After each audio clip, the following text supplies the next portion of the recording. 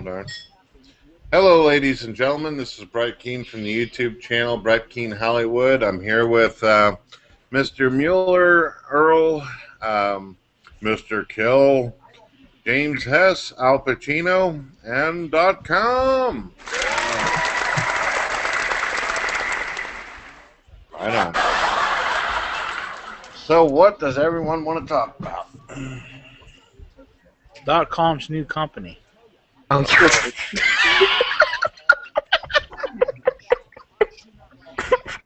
Oh. Earl, you were on a roll tonight, huh? I'm sorry. Oh, man. I love it. I just like to laugh. Oh. Gay rights. Gay rights? Yeah. Well, I'm in full support of people. Actually, I go even further than that.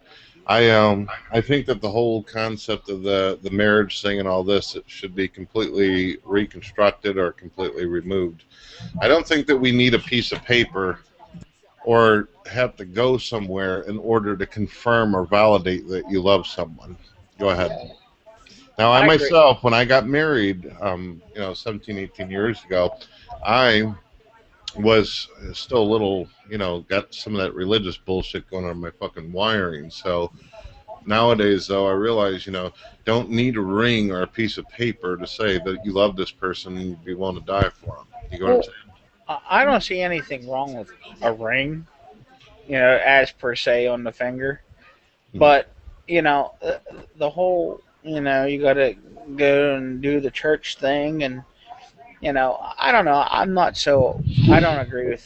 quite agree with that either.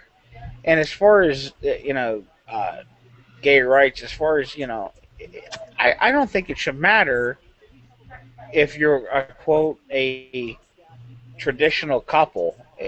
Who's to say just because, love is love. It doesn't matter if it's between two men, two women, or a man and a woman. So, I mean, I don't get that, Statistically, 80 to 85% of marriages in America, they don't work out anyway. They end in divorce. So I'm sick and tired of hearing this fucking argument about people saying that marriage is sacred and shit between a man and a woman. Hell, nowadays people, they'll sit there and say that it's all about the love and all this. My question is, where the fuck does the love go? Next. Interracial marriage. I'm fine with it. Yeah, what's the difference? I'll even go one step further. I'm fine with polygamy as well. Oh, jeez. That I'm not. Yeah. Why not? Well, I personally, my thing is, unless you're, I guess, in a quote-unquote open relationship, I myself couldn't bring myself to be with somebody else than who I'm with. I'm talking about in the sense, not where someone's sneaking around somebody's back and has 10 fucking wives. I'm talking about where, yeah, everybody acknowledges and they're fine with that. Of course, it would be a terrible, disrespectful idea not to say something to you, the partners that you're with, about it. That'd be dishonest. I couldn't call that a relationship. But if they all sit down, they all love each other, they care about each other, they're good on that, how can we as a people say that they don't have the goddamn authority or right to be able to be together, all of them? I don't agree because I'm going to tell you, sooner or later, eventually, something's going to happen to cause trouble.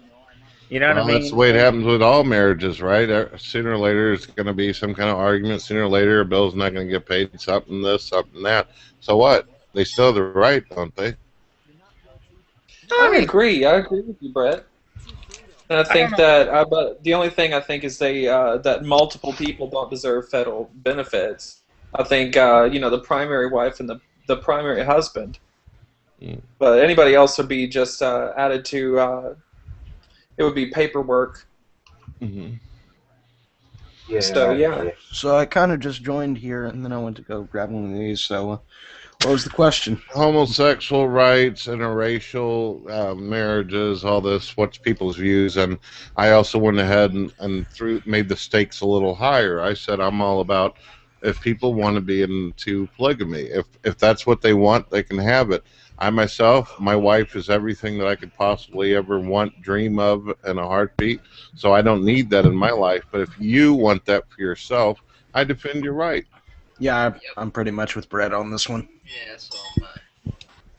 Yeah, I agree.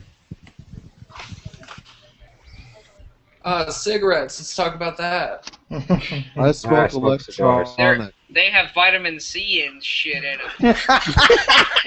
That reminds me. Honey, you got a cigarette for me? Oh, yeah. Thank you for reminding me. You guys need to smoke some fucking cigars. I do smoke a cigar from time to time, and I also got a pipe.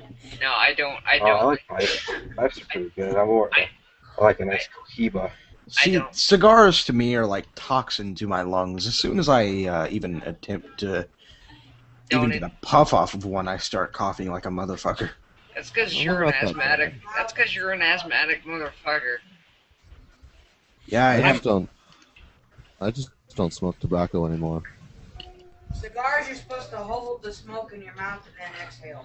Yeah, Victor, I know You're that. not I'm just supposed to inhale saying. your lungs. Victor, I know you're not supposed to inhale. I'm just saying I know. even when I don't inhale, it still hurts.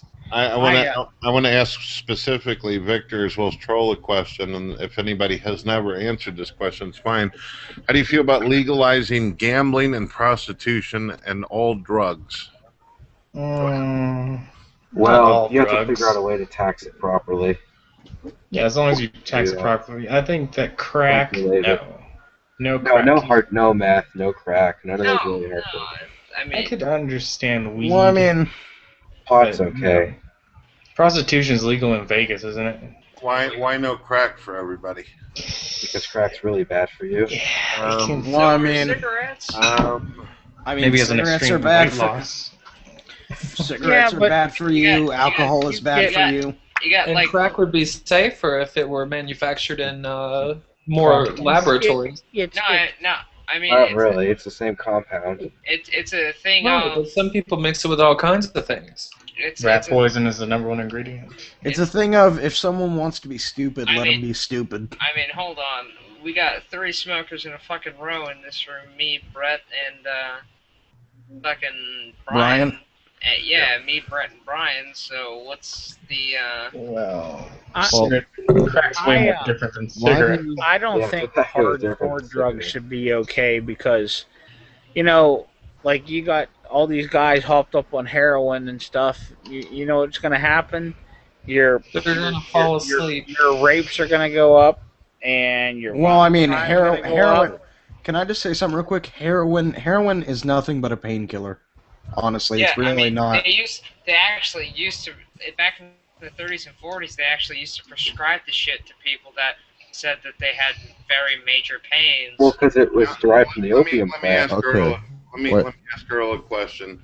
When you hear the argument that we don't want to make homosexuality give them the right to be able to get married because for some reason Christians are under the assumption that everybody wants to be gay, it's only the law holding them back. When you hear them say, "Oh, if everybody starts doing all this kind of shit, it's going to bring the extinction of mankind," how do you feel about an argument like that? I guess only the smart ones would survive. The smart ones. What the hell are you talking about?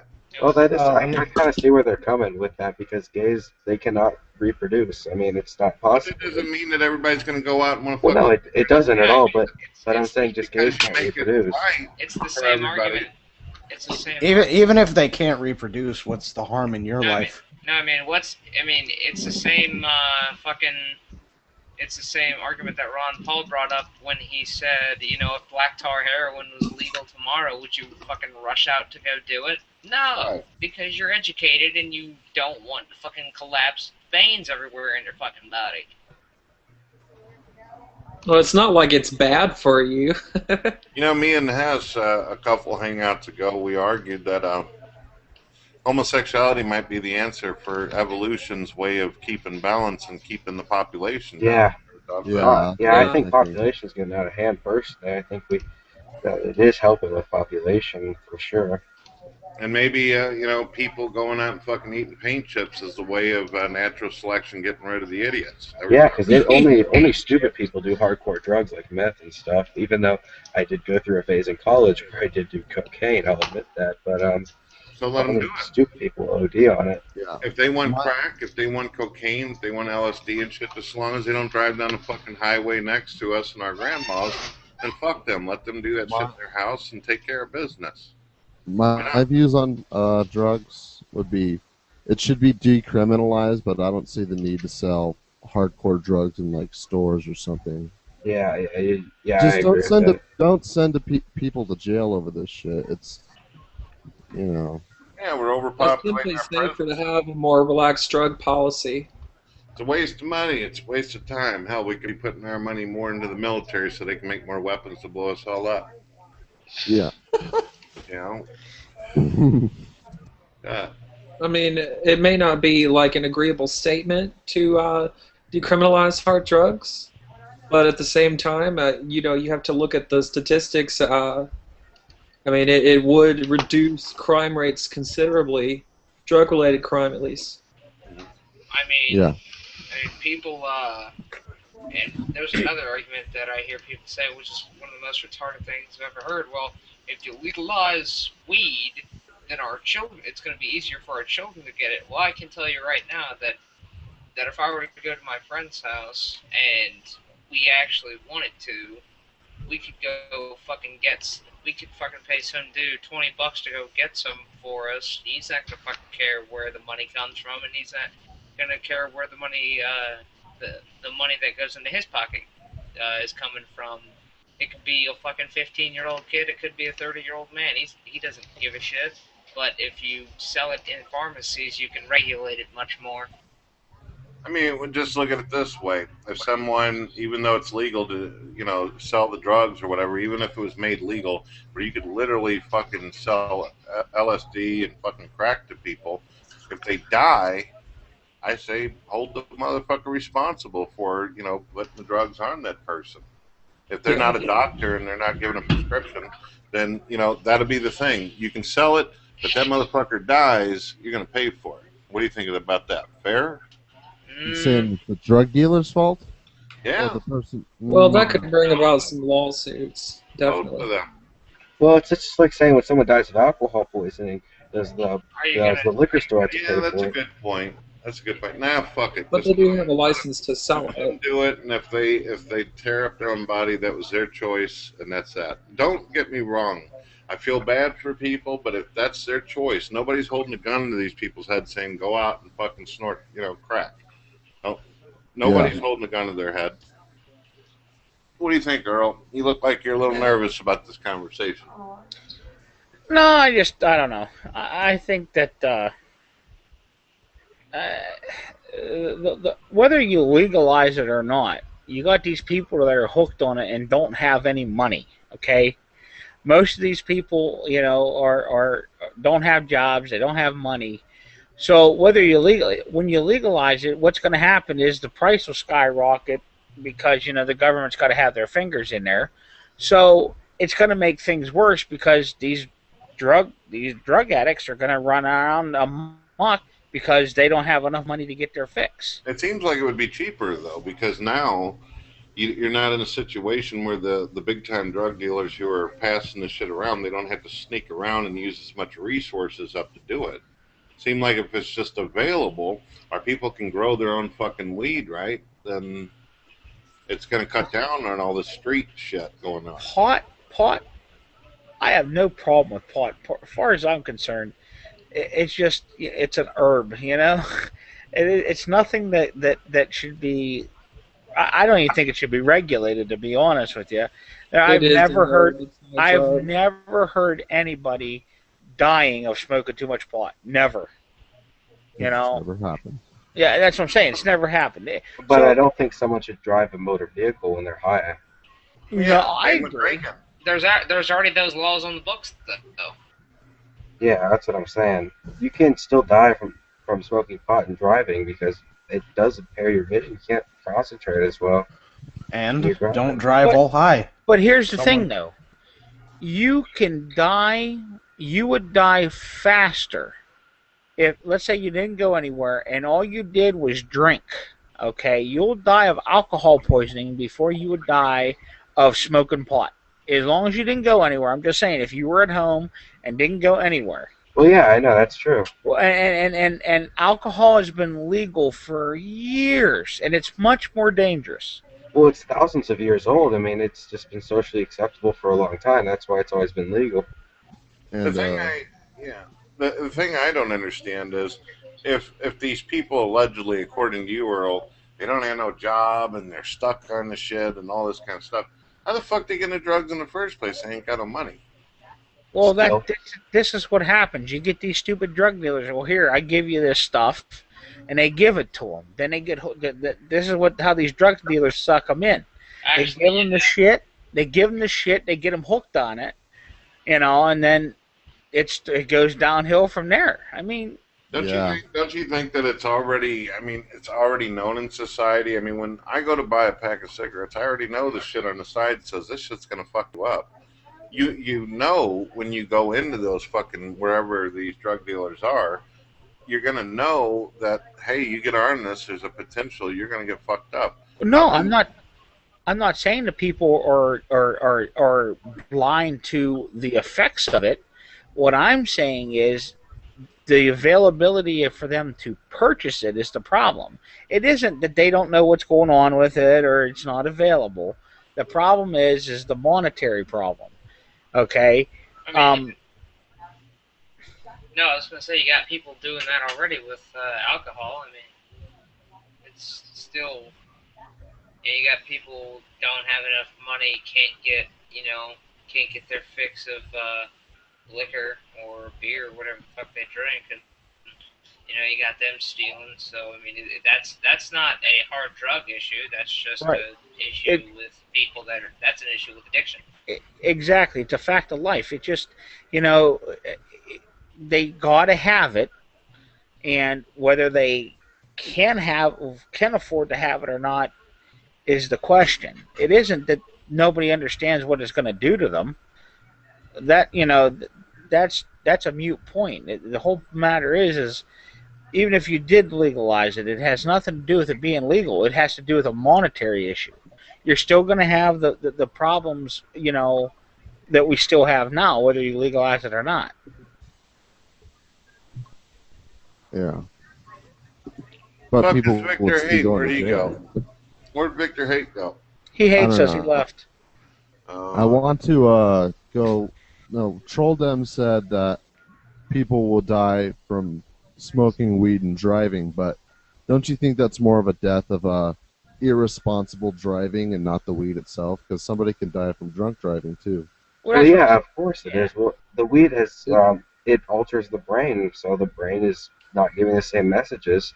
Just it's the same thing with alcohol. I mean, I don't think people should drive when they're under the I'm influence of any drugs.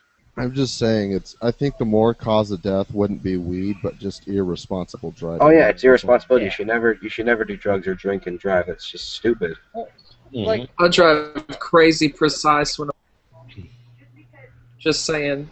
Like I really pay attention to corners and I pay attention to a lot of things when I'm high. yeah, but Uh, Driving.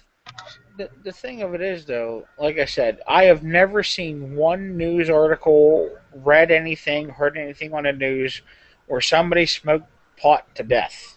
Okay, Nobody's ever overdosed on weed. exactly. You yeah, can. you can't overdose on weed. That's commonly known. I mean, the worst thing that's going to happen is you're going to eat a couple brownies and go to sleep. Well, you can, but you can actually overdose on weed. I think, Brandon, what's the number of joints you have to smoke though? I think it's like some 100 million or something within the span of like a week. I know How who is knows. that possible? I I have heard no clue. I've if just you heard it smoke, before. Geez, I your heard lungs would like be I heard a destroyed before statistic. you It was overdose. if you smoke like I don't even know how many ounces within a matter of like 15 seconds, or not ounces. Ounces are huge. Grams, so many grams within a matter of 15 seconds, you can kill yourself, and that would only be from suffocation. Yeah. Oh yeah, I can see that for sure. Yeah, suffocation. But you can't. Yeah. Well, yeah, that's Weed's like what not. the study was. They like did a study back in the 50s with monkeys where they gave them 90% marijuana air, and they found brain damage, and that was actually from lack of oxygen, not pot. Yeah. That's what I'm saying. So Yeah, but as far as back to the original question, you would still have the crime problem because, like I said, these people would still be jonesing for their fix, so they got to get their money somehow. Yeah, I agree with that. There Yeah. probably still will be crime. Yeah, Well, I mean, there whether it was still legal or would not. be, but at the same time, there's already still crime with other drugs that are legal still. Alcohol. Well, and then what if you said it was regulated and sold in store? Do you think crime would drop down? Well, no, I don't think the crime would drop down because then you got to remember here, Uncle Sam is going to get his fingers in it, so the prices are actually going to go up. So it's going to be harder for these people who are hooked on this shit to get it. So I think it would actually create a worse problem. Well, the government would perhaps establish that it is a need. For example, obesity was recently declared a disease, so you can actually be prescribed medications for obesity by a doctor.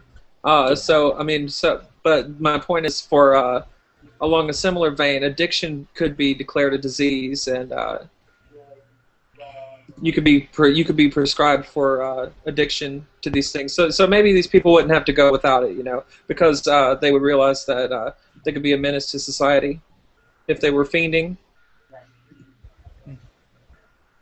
Which the point would have been to reduce crime. So that would.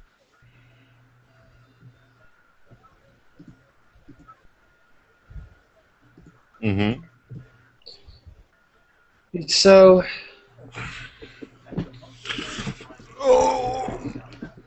Yeah, drugs are bad. Okay. Well, Judge guy. I tell you what, I'll give you an example, and you would know this, Brett, because you smoke. Look how much cigarettes have gone up because of the taxes. Uh-huh. You know what I mean? So that's why I think it would actually make things worse. I just think that if you're gonna maybe lessen the penalties a little bit, you know what I mean, instead of just legalizing it, lessen the penalties so you're not, you know what I'm saying? Well, I'm already being penalized when I have to spend $5 on a pack of cigarettes. I'm thinking, might as well just sit there and let people have their right to do with their body as they want.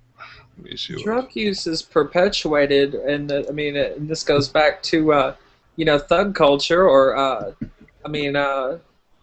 Latin culture, like illegal immigration from the South. It's just like a lot of things drive people to take drugs. So, it's very harsh to lock all of these people up when they're doing what they're inclined to do, based on the society they live in. Yeah. Do you guys want to talk about illegal immigration? Say I would what? love to. I'm uneducated on the matter. I really don't know how I should feel about it. Feel about what? What was the point? Illegal Illegal immigration. immigration. Aggression? Illegal immigration. Oh. Well, isn't it because of immigration why America is what it is today? Well, illegal immigration. Legal immigration is different than illegal immigration. I think a 13-year path to citizenship sounds a little extenuous. Aren't they good for the economy? Well, they don't pay taxes. They get access to free health care. They're not really they're actually hurting our economy by doing this. I'm going to give you an example of something. I worked at a trucking company. I drove truck.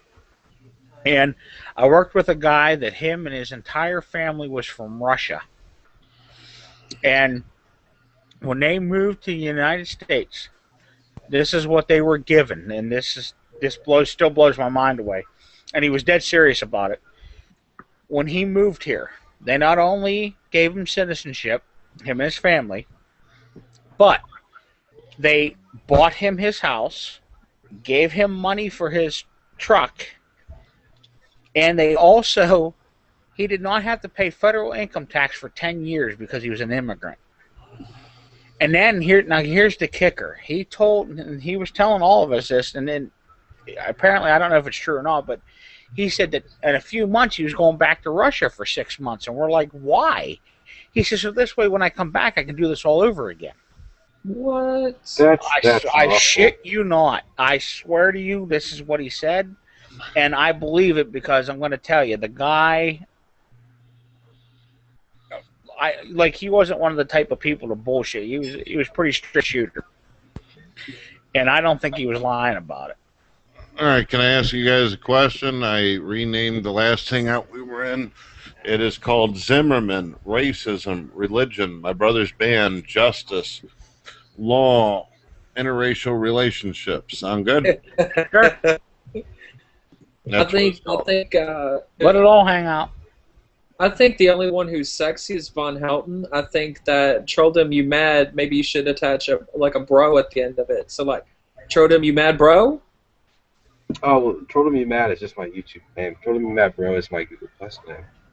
Oh, you already have a bro at the I end of have to ask him. I have to ask him just to get this interesting a little bit. I did a video not too long ago, Mr. Trolldom, called "Define Trolling." Would you be willing to express your education on that? Well, I used to do a lot of trolling before. I've kind of stopped doing it because I just think it's kind of childish and stupid now that I think of it. I assume that we don't know what the word trolling means. Can you Trolling is basically deliberately doing something to make someone mad just because you think it's funny. How far would you go? Let's say the most extreme case of where it still fits in the definition of trolling. See, a lot of people out there, why I'm asking this is as you know, there is cyber stalker, cyber bullying. When does trolling, show me the line where trolling is? Okay. Well, are you aware with what happened with Captain Obvious yesterday? Yes. Yeah, he That was blamed me for all that. I remember that. That was crossing the line, definitely. What that troll was doing to him, I'd say crossing the line is giving out personal information, keep constantly harassing someone, maybe calling them on the phone, or even meeting them in person somewhere. That's definitely crossing the line. I think it's fine if you just comment negatively on someone's video, or just keep saying like they're stupid or something. I think that's fine. It's all good fun. You're not really hurting anyone too bad unless they take it too seriously. Can you give me an example real quick of what your meanest comment is you've ever put? Well, I really don't know off the top of my head. I really don't put mean stuff. I more like to just debate people in comments of why they feel that way. I don't go around being mean to people really. I just go around questioning people more or less. Like if you go in a forum of Democrats and hold on. Mr. Mueller wanted to say something real quick. What's up? Yeah, I had a friend. He defined trolling to me as trolling is or can be defined as Andy Kaufman type behavior, but used by many and it is a way of mocking a variety of in a variety of ways, usually to express that something is full of bullshit. Oh, well, that's actually a pretty good definition. I actually like that. But yeah. Sometimes you can do it just to get a reaction out of people. Oh yeah, I do that definitely to get reactions out of people. I think it's funny sometimes what people say back. But at the same time, aren't you also trying to express that they're full of bullshit? Oh yeah, I'm trying to express that they're fucking stupid basically, and they are full of bullshit. Yeah, that I agree with that 100%. Just thought it would be applicable. That's all. Yeah. Well, what is something that you have seen in the last 6 months that you feel is really stupid and really felt that you had to commit yourself to a comment, basically let someone know they're stupid? Why? Well, I get into a lot of discussions with. Sometimes I get in discussions with bronies. Okay, I don't know if any of you guys are bronies, but When a My Little Pony takes a shit, it's a brownie? Yeah. I think that it's personally kind of fucked up, and I think it's weird that they watch that show. Why though? It's a fucking show, dude. I mean, I'm not one of them. I'm just saying it's a show. I still don't get why it's called a brony. It's called a brony because it's guys who watch the show My Little Pony, and it is stupid. Don't get me wrong, but you know. No, like if a pony takes the shit, why it's called a brony? Oh, because that person is shit. I get it. I get it now. Oh. I thought maybe it was kind of like a brownie without the W. But I mean, I'm kind of autistic, so I don't get jokes sometimes. Hey, .com. Where'd he go? He's probably taking a brownie. Probably. Oh, no. No, I was chatting with someone on Skype real quick. What Oh, was that again? I was gonna tell you, Mr. Hess needs to borrow some of your toilet paper. Yeah, Oh, I find a lot of these fucking cartoons nowadays to be redonkulous. What? Back Oh in yeah. back in my day of the '80s, growing up, I watched shit like GI Joe, Transformers, Voltron, Thundercats, all this kind of shit. You know, fucking real tight knit shit. Justice League, Superman, Batman type stuff. Justice League was my Yeah, favorite. I know what you're Okay, saying. so They had cartoons back then that were stupid, like Care Bears, and they had a different version of My Little Pony. And everyone agreed that if you watched that, there was something wrong with you. So I don't understand Exactly. why all of a Yeah. sudden it's become trendy to watch stupid shit and actually. I don't Well, know. I mean, if I could explain it, basically it's a countercultural thing. I mean, if you want to be edgy for the sake of being edgy, if you want to annoy the piss out of people and get them to hate you just for fucking watching a show like My Little Pony, I mean, it's simple. And in a way, it's their own form of trolling. I mean, some of them legitimately do like the show, and I don't understand it. But, you know, most of them are just trolls. Like, What? gigantic fucking trolls that love to piss people off just because it's fun. I don't know if that's Um, true. All of them are like that. I think that most of them actually just do like the show. yeah, same here. Yeah, there was a guy we've been talking about in the past, Mr. Rouge. He sat in my goddamn room, and I was asking what he was doing, and he pulled his hand up, and a full grown man sitting there playing with a My Little Pony fucking doll. I was What? like, yes, a fucking Mhm. full blown man sitting there playing with it. And I asked him, I said, what does that do for you exactly? And he goes, I love Mr. Pony. And I'm like, why though? Dude, you don't understand, man. It's about the friendship and the magic.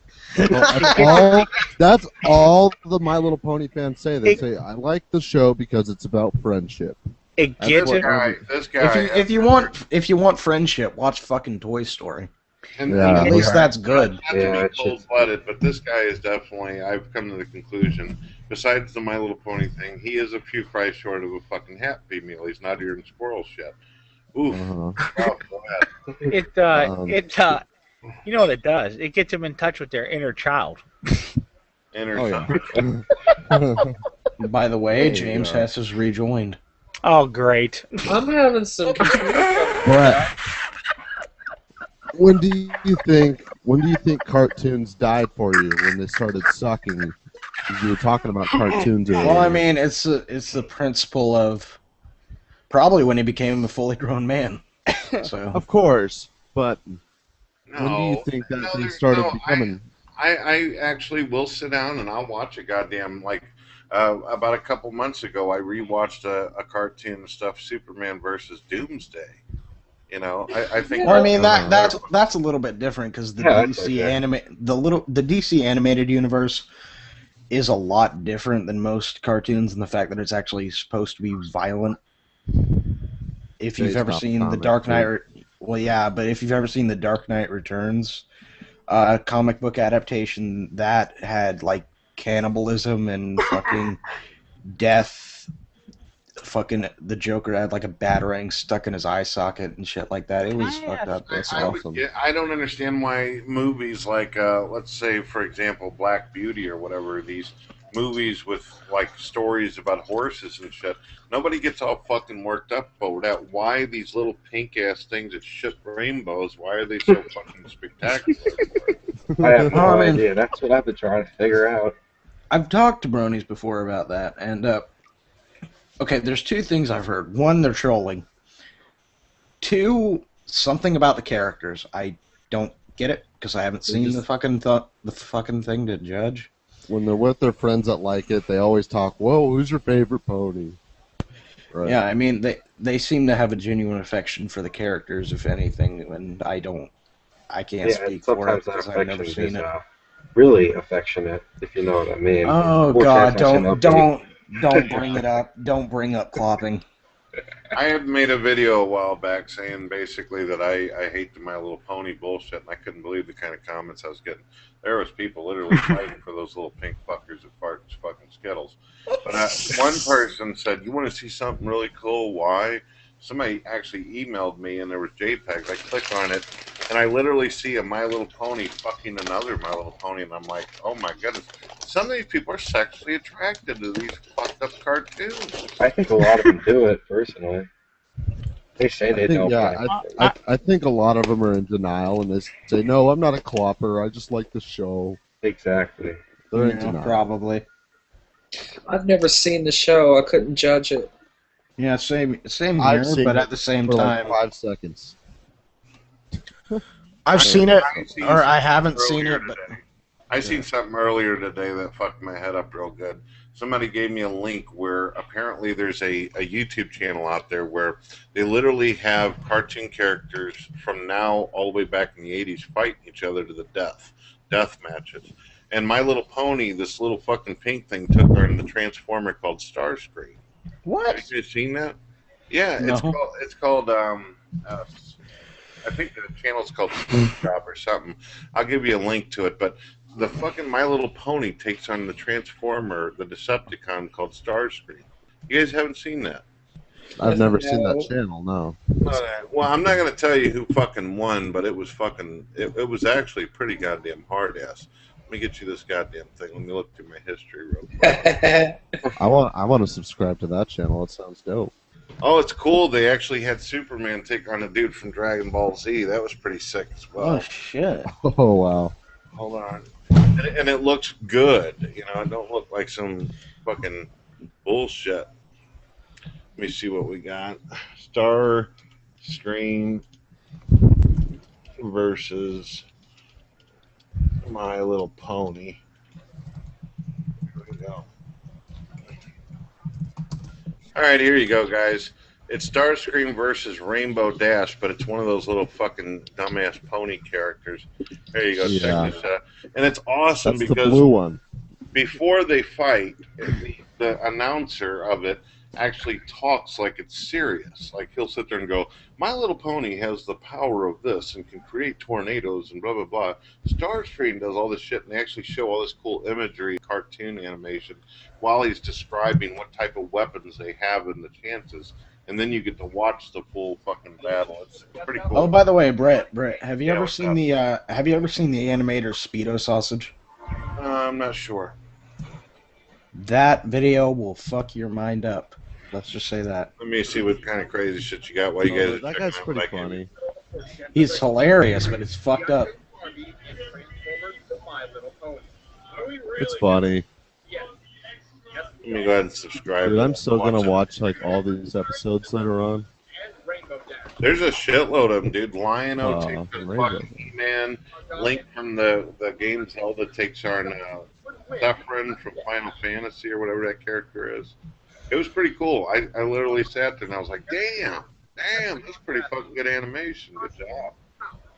It's pretty cool, but I'm a little pissed off at the My Little Pony thing now. That's bullshit. Watch it.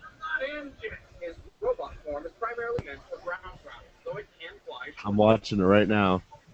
Oh my. It's showing all the stats right now. Isn't that neat? A twin-engine all-weather fighter jet with top speeds reaching Mach 2.8, nearly 3 times as Venus. Dude, that's awesome, man. I'm totally gonna like go back and watch all these episodes, whatever they are. Goku versus Superman. Batman versus Spider-Man. Oh, what? What's that? Hagar versus Zangief? Yeah, that's like Street Fighter shit. Hey, Mr. Camp. Oh shit, Camp is here. Nice. Yo, what's going on, man?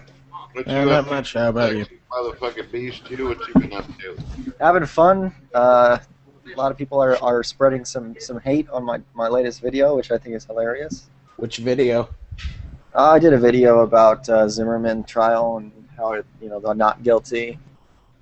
And I guess maybe they thought that it was a little racist for me to say. I think it was on the lines of, let me see. Trayvon's a gangbanger. No. I was like, oh, and you look at his little baby pictures, and how cool and black Mr. Trayvon Martin must have been.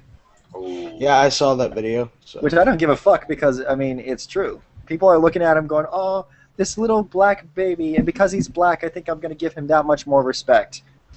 I don't give a fuck. I can agree with you on that one point. They shouldn't include his baby photos. Yeah, I know. That's what they're trying to do. They're trying to exploit it to make it everyone, go, oh, Trayvon died and he was also black. I should really feel sorry for him. Maybe we should just say Zimmerman is guilty for the hell of it. Yeah. I'm really glad that Zimmerman was found not guilty. That gives me. So you really mean that? You weren't like trolling with any parts of your video? No, hell no. I meant every word I said. Oh God. I mean, I'm serious. And you know what? I just found out that people were blocking my 10 freeway in Los Angeles, and I didn't even know exactly where it was. I just read about it this evening. Had I known about it, there would have been some issues. These rioters need to get their fucking hands on check. I would have joined the police into stopping these people. Well, I like you, and I like your videos. I don't agree with that particular one. Well, I don't believe in people rioting over a verdict that was well justified. No, yeah, I agree with you, man. People rioting over that. It's just what the media wanted. The media wanted them to riot over it. Yeah, exactly. And you know what? Exactly. And before the verdict came out, you noticed the media was talking about how the blacks were saying that they were going to post riots and stuff all over the cities and stuff. Oh yeah. That's all they were talking about. Yeah, but did you know there was no indication of that until the news popped that out? Nobody was really wanting or thinking about doing some serious riots. That is until the news came out, and that's when people were like, you know what? That's a good idea. I think that if that we don't get Justin for Trayvon, then we're going to go ahead and just riot the cities because the news told us that we're going to do it. And it's just so brainwashing and disgusting. They always stir up controversy just for ratings, just so they can get people to watch it. It's sickening. Yeah, well, I mean, hell, Zimmerman at this current moment right now is actually suing NBC. Oh yeah, I hope he wins. Yeah, me too. I mean, it's not like, I have an opinion, but the opinion that I have is extremely strong about the whole situation. Justice was served correctly. I was really happy. Before the not guilty verdict, actually a day before, I was thinking about doing a vlog saying 100% I am confident that Zimmerman will walk. Oh but yeah, I was thinking the same thing. Yeah, but I didn't because I had other things to do, and I just really didn't care much about YouTube at that time. But regardless, though, Zimmerman walked for the right reasons. And they were saying, well, he should have listened to the 911 operator, but actually people are saying he should listen to the police when the police told him to stay away. The police didn't tell him to stay away. It was a 911 operator. Yeah. The 911 operator wasn't a cop. It was an operator, from 911 that just advised him to do so. But the problem is, late at night, you have a 17-year-old, dare I say it, African-American male who, in his pictures, he didn't know that, but what if Zimmerman obviously didn't know who this guy was? What if Trayvon was going to go and maybe shoplift on somewhere? What if he was going to do something? We don't know. Yeah, you never know. No indication that he would do that. He was just in the street minding his own see, do you know what I do? Do you know what I do as a neighborhood watchman? Because I'm a neighborhood watchman around a couple neighborhoods that I have a couple houses on in California. One area in particular, I do neighborhood watch a lot, and I will go around the streets. If I see anything or anybody, I'll go up to them, and I will go, hey, how you doing? How are you? And introduce myself and see who they are. If I don't know who they are, I'll ask them who they are. He wasn't in the Neighborhood Watch program. Yes, he was. He was a head leader of Neighborhood Watch. You didn't know that? Not from what I heard about it. If you look at it, if you look at the records, Zimmerman was head leader of the group of his Neighborhood Watch group. That's why we're calling him a wannabe cop, because he was literally Neighborhood Watch and he was watching over that specific neighborhood. And it just so happens that there was a suspicious activity that he felt was suspicious. Now, I've been a security officer in my past before, and I've been told to observe and report when it comes to being a security officer. No matter what, any suspicious activity, I must observe and report. Now, what he was doing was he was observing and he was reporting. He can observe as close as he'd like. Now, what happened was he didn't literally go up to Trayvon and just start some crap. Trayvon saw that he was getting followed by Zimmerman, and as Zimmerman was going back to his truck, Trayvon went back to his truck and confronted him at his own personal vehicle. And the confrontation happened to have been violent.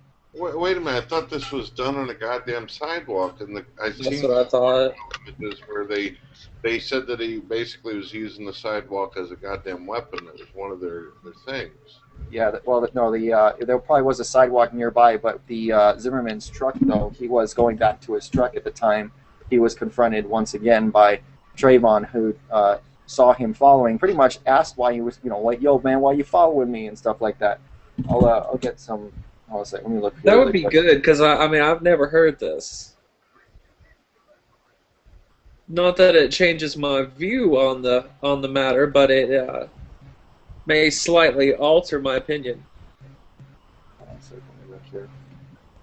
Still don't think he should have gotten out of his truck. I mean, I think the YouTube video of Zimmerman handing something back to his after the not guilty verdict, handing something back to his attorney was actually pretty interesting.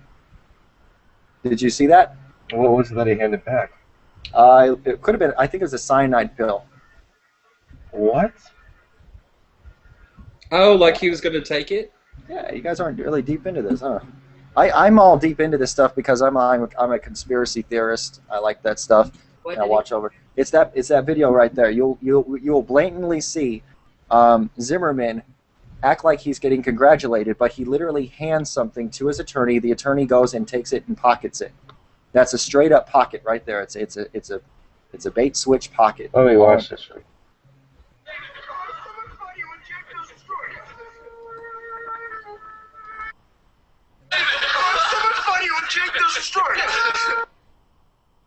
Fucking commercials. What is it? Well, they're talking about some kind of thing being exchanged between Zimmerman and the lawyer. Is it on video? Yeah, it's on video. I gave it to. It's a link right there. I gave it into the chat. Let me see it. I'll check it out. Let's see. Oh shit. I Yeah. just watched that cartoon battle, Brett. And Okay, that literally could have been anything. I mean, it could have been anything, but then again, you never know. There's been some cases where that cyanide pill could easily be given, I Yeah. guess. Well, that's interesting. Now, I think now, if you want to look on a positive scale, it could either. But there was an exchange. There was definitely exchange of some sort, and it looked like it was a secret to be made out of it. It was one of those where you just try to be quick about it, try to be very, very secretive about it. I think it could have been either a cyanide pill or maybe like a lucky penny, a lucky coin from the lawyer. Say, hey, good luck. I give this to like all my people or whatever during their verdict. I don't know. It could have been anything, but it's just kind of interesting to see that. That's what I found interesting. Mm. Well, I don't know. I thought it was cruel for you to suggest that Trayvon Martin was probably up to something. I mean, I don't think it's. I mean, I don't think you or I or anyone else knows what he was really up to, except for walking around the neighborhood. Well, the only thing that I don't like about the reason why I'm against Trayvon is because I don't like people who post their Facebook pictures and even held guns. He's 17 years old. What the hell is he doing with an unlicensed weapon? I don't like the It's fact. probably fake, right? What? It's probably a fake gun. No, real. Well, when I was 17, my I looked for father that gave me a picture. gun. When I saw your video, I went and looked for that. I couldn't find it. What picture? The The gun? pictures with the guns, I think he's Sure, and I talking found about. him flipping off the camera, but I could not find Trayvon Martin with a gun. So if you have that, I'd like to see it. See, I said it was on his Facebook, unless they did something with his Facebook or. Oh goodness. Oh God, I swear! Wow, he's everywhere. Perhaps this is it. Marco Mera. There's a black male holding a gun. Hold on, let me look.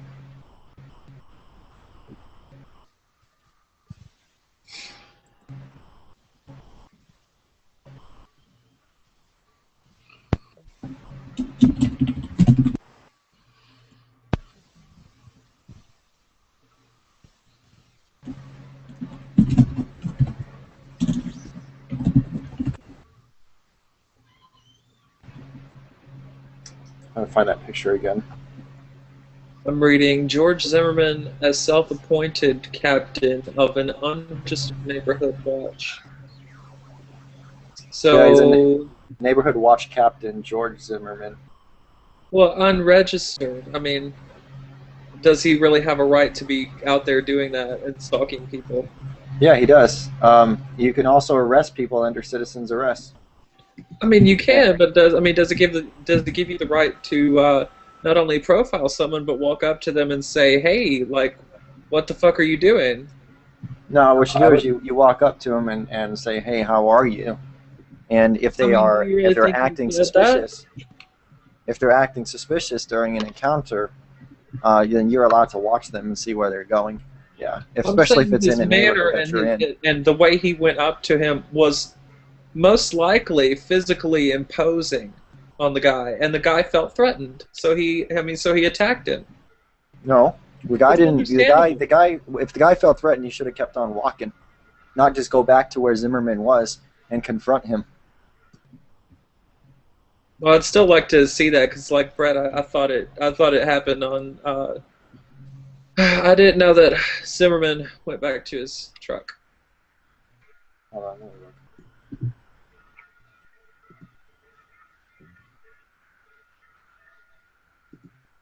Well, this is posted on Godlike Productions. Conspiracy forum. Right. Uh-oh. Conspiracy forum. But I'm trying to find a. I need to find the actual link to it. All right. There's a person out there that's been running their mouth a whole lot. I'm going to go ahead and give them the link to the Hangout. Tell them to bring their broody poo in here. Who is it? Son of a bitch. Some fucking asshole. Let me see what, Get him in Here we go. Here we go right here. This guy just goes around constantly making comments in people's videos talking about, Rick, he's a pathetic fucking loser. He's not even a human being. This fucking guy right here. This keeps on and on and on. Will not slow his roll. So I'm gonna go ahead and give him the link. Have him come in here and see what his fucking malfunction is.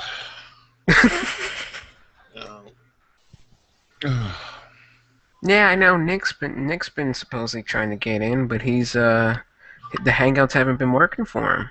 Of course not. But not one of the things I find interesting is I've been doing live shit over and over and over again. Have I not? And none of these assholes who talk shit, they want to come in here and bring it. Right. I want to, because they know they get in the ring with me, it's gonna be like a munchkin taking on fucking Kevin Nash. No, I Kevin Nash. Yeah. Kevin Nash is This guy looks like he would be saluting up to Kim Jong-un. Oh shit. Who the hell is this dude? But you know what I see with a lot of these criticisms is nobody has a legitimate argument against you, Brett Keane, or like, oh my god. Why are you talking, Brett Keane? What you're saying is so stupid, and I don't ever see anybody really opposing him from a logical or moral standpoint. You know what someone wrote me earlier? This is fucking adorable. They said, Brett, if you don't want drama and you don't want trouble, then why do you put your face on video? What? The person wrote me and said, if you don't want drama or trouble, why do you put your face on video? I heard that, but like, what? I wrote him back and I said, well, if you got a problem with my face on video, then quit looking at me and start blowing. I'm just showing a little bit of love back. Doing my contribution to humanity. Where's the dude at? You gave him the information or what? I give him the link. A lot of these people, just as well as I can, a lot of these people who talk mad shit to us, they ain't never going to interact with us. Yeah. Not unless they got 20 friends with them. Even then, they'll be scheduling like an ass wipe on fucking Monkey Day. You know what I mean? It's not going to happen. So he'll sit there. He'll keep talking shit. I have an interesting question. You do? Oh boy. I prefer the uninteresting ones. You guys like my video right here? Check this out. It's a celebration. Uh-oh.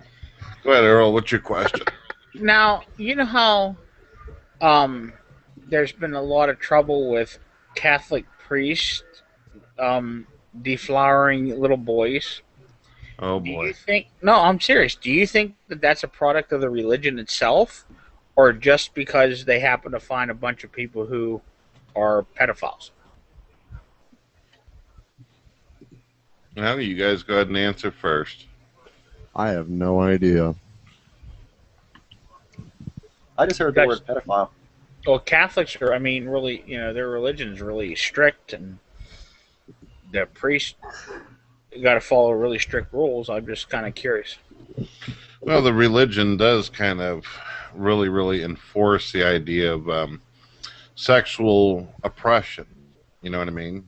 Yeah. On top of that, plus being a religious person, you don't have to have very many qualifications. Not like you have to have a fucking degree to go into one of these things and play it off like you're a preacher or priest or whatever. I don't know. It just seems like if a person is fucked up in the head like that, what role or position would they put themselves in employment? A position where they would be near the people they want to hurt and violate, right? I'm just kind of, it didn't make sense to me either, Well, I mean, let's face it, it's a place where people put themselves into some kind of authority where they have a form of control with people and people trust them. So I think that's naturally the most likely place they're going to go, right? What do you think? I mean, usually whenever you hear about people getting molested, who's it always going to be by? Someone they trust. It's going to be a family member, a man of God who claims to do work for this and all that. So it's a position of control and trust where people will listen to you and pay attention to you. I don't know. That kind of makes sense.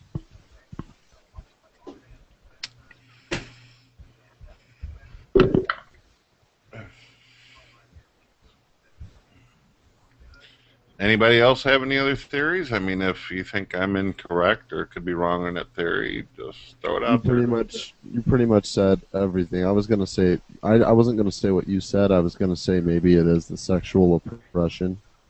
You're supposed to call your brother back. He can come in the live hangouts.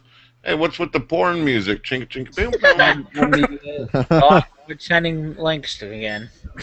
That's what I don't understand. Oh, it's my video. Has anybody ever asked themselves why do they put that kind of goofy ass music, that like disco music, to fucking porn?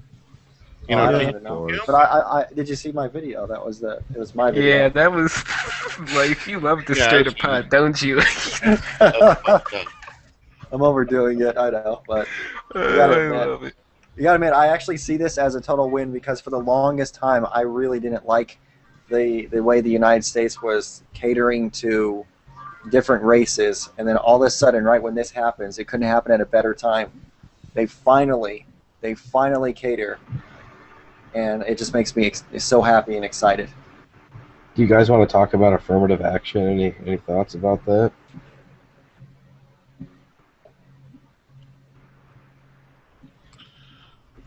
You want to talk about what you said?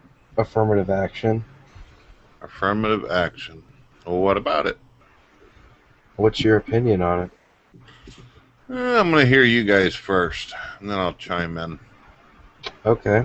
I'm afraid that if I sit there and give out my opinion, everybody's just going to say, well, that's what I think too, Brett. No, I want to hear you guys. I'll put you on the fucking hot seat for a little while. All right. Well, that was kind of an asinine video. All right. Well, I'll personally say that I think that affirmative action, just like unions, serve their place in time. I think now they're obsolete and unnecessary, and they probably need to be taken out because it actually affects equality. I mean, it's not equal because they have a better chance of getting a job, getting into a better school. It's not fair for other people, so it's enabling equality now. Yeah, I agree. Brett agrees.com agrees. Earl probably agrees. I no hablo inglés. Shut the fuck up. It's habla. No habla inglés. Yeah, Poor Earl.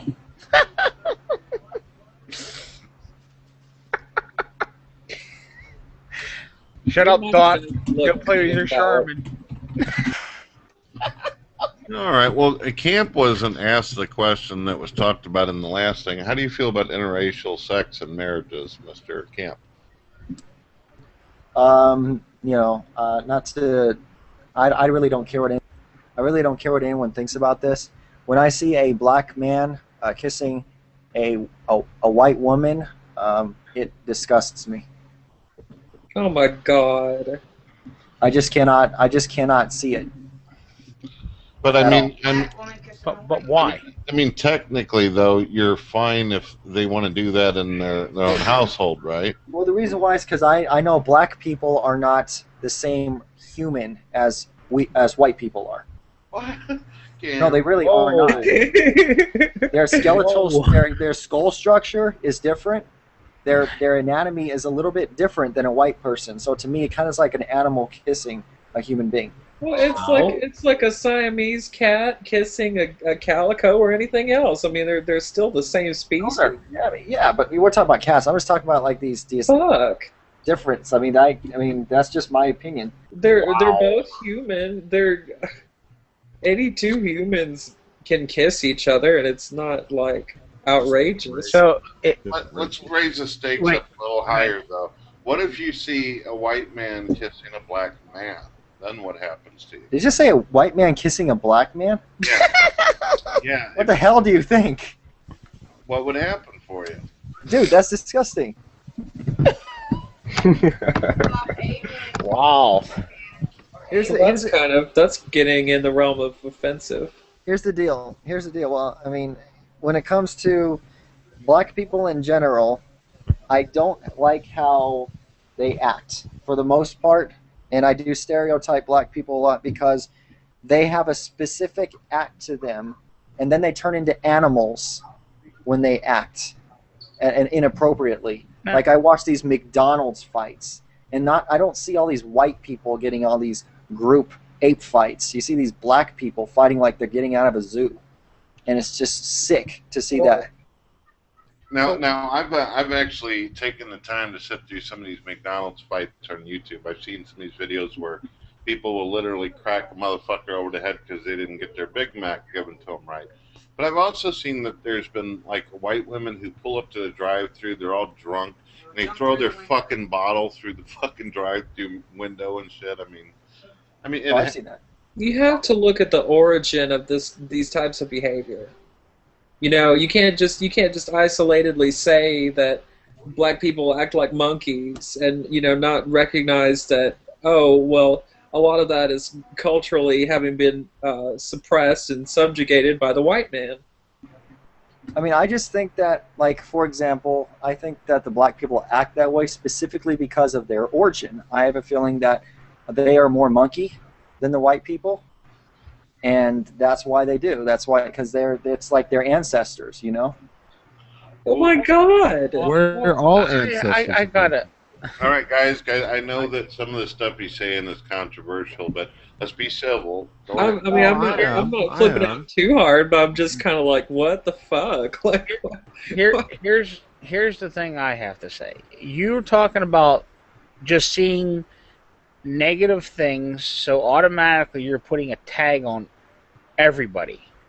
Yeah, because the majority. I just do the majority. I mean, a lot of and especially black people like to pull the race card, especially, and say, "Oh, it's because I'm black." Or if I say nigger, I'm not allowed to say nigger. Why can't I say nigger? Yeah, I know what you're saying. And that doesn't make any sense. All they want. It's double standard. And if a black person wants to say the word cracker, we don't troll them for that. We don't get upset at them. We don't fuck around and say, "Oh, you can't say cracker." But the second I'm singing along on a rap song and I say nigger this and nigger that, I'm now the target. I'm racist, basically. And that's why I know exactly what you're saying. Yeah, and that's what upsets me a lot is because, especially the black community, they will pull the race card.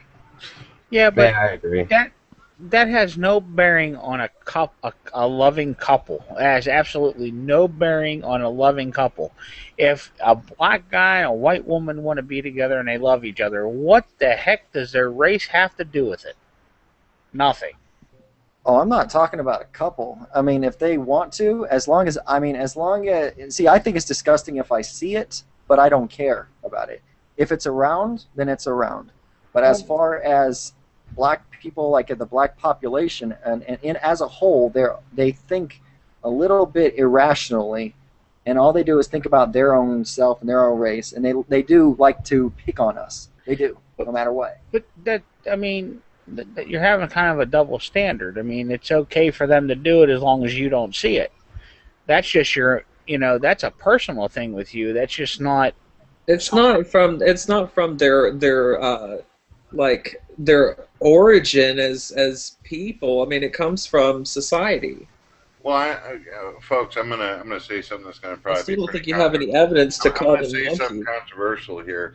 I'm a father, and when I go out in public places with my children, I don't want to see straight couples slobbering all over each other and fucking piss and vinegar and shit right there. I feel like if you're into that right at that moment, you need to take it to a motel or take it home and shit. Don't do it right out in the public for the children who are walking by to see it. I don't give a fuck what color the person is. I don't care if it's a fat white guy and a skinny white girl. Don't do it right out in public. Have you ever been to a movie theater where you see people stand in line and they're literally slobbering all over each other? Like, that's damn it, ridiculous. It's like, come on.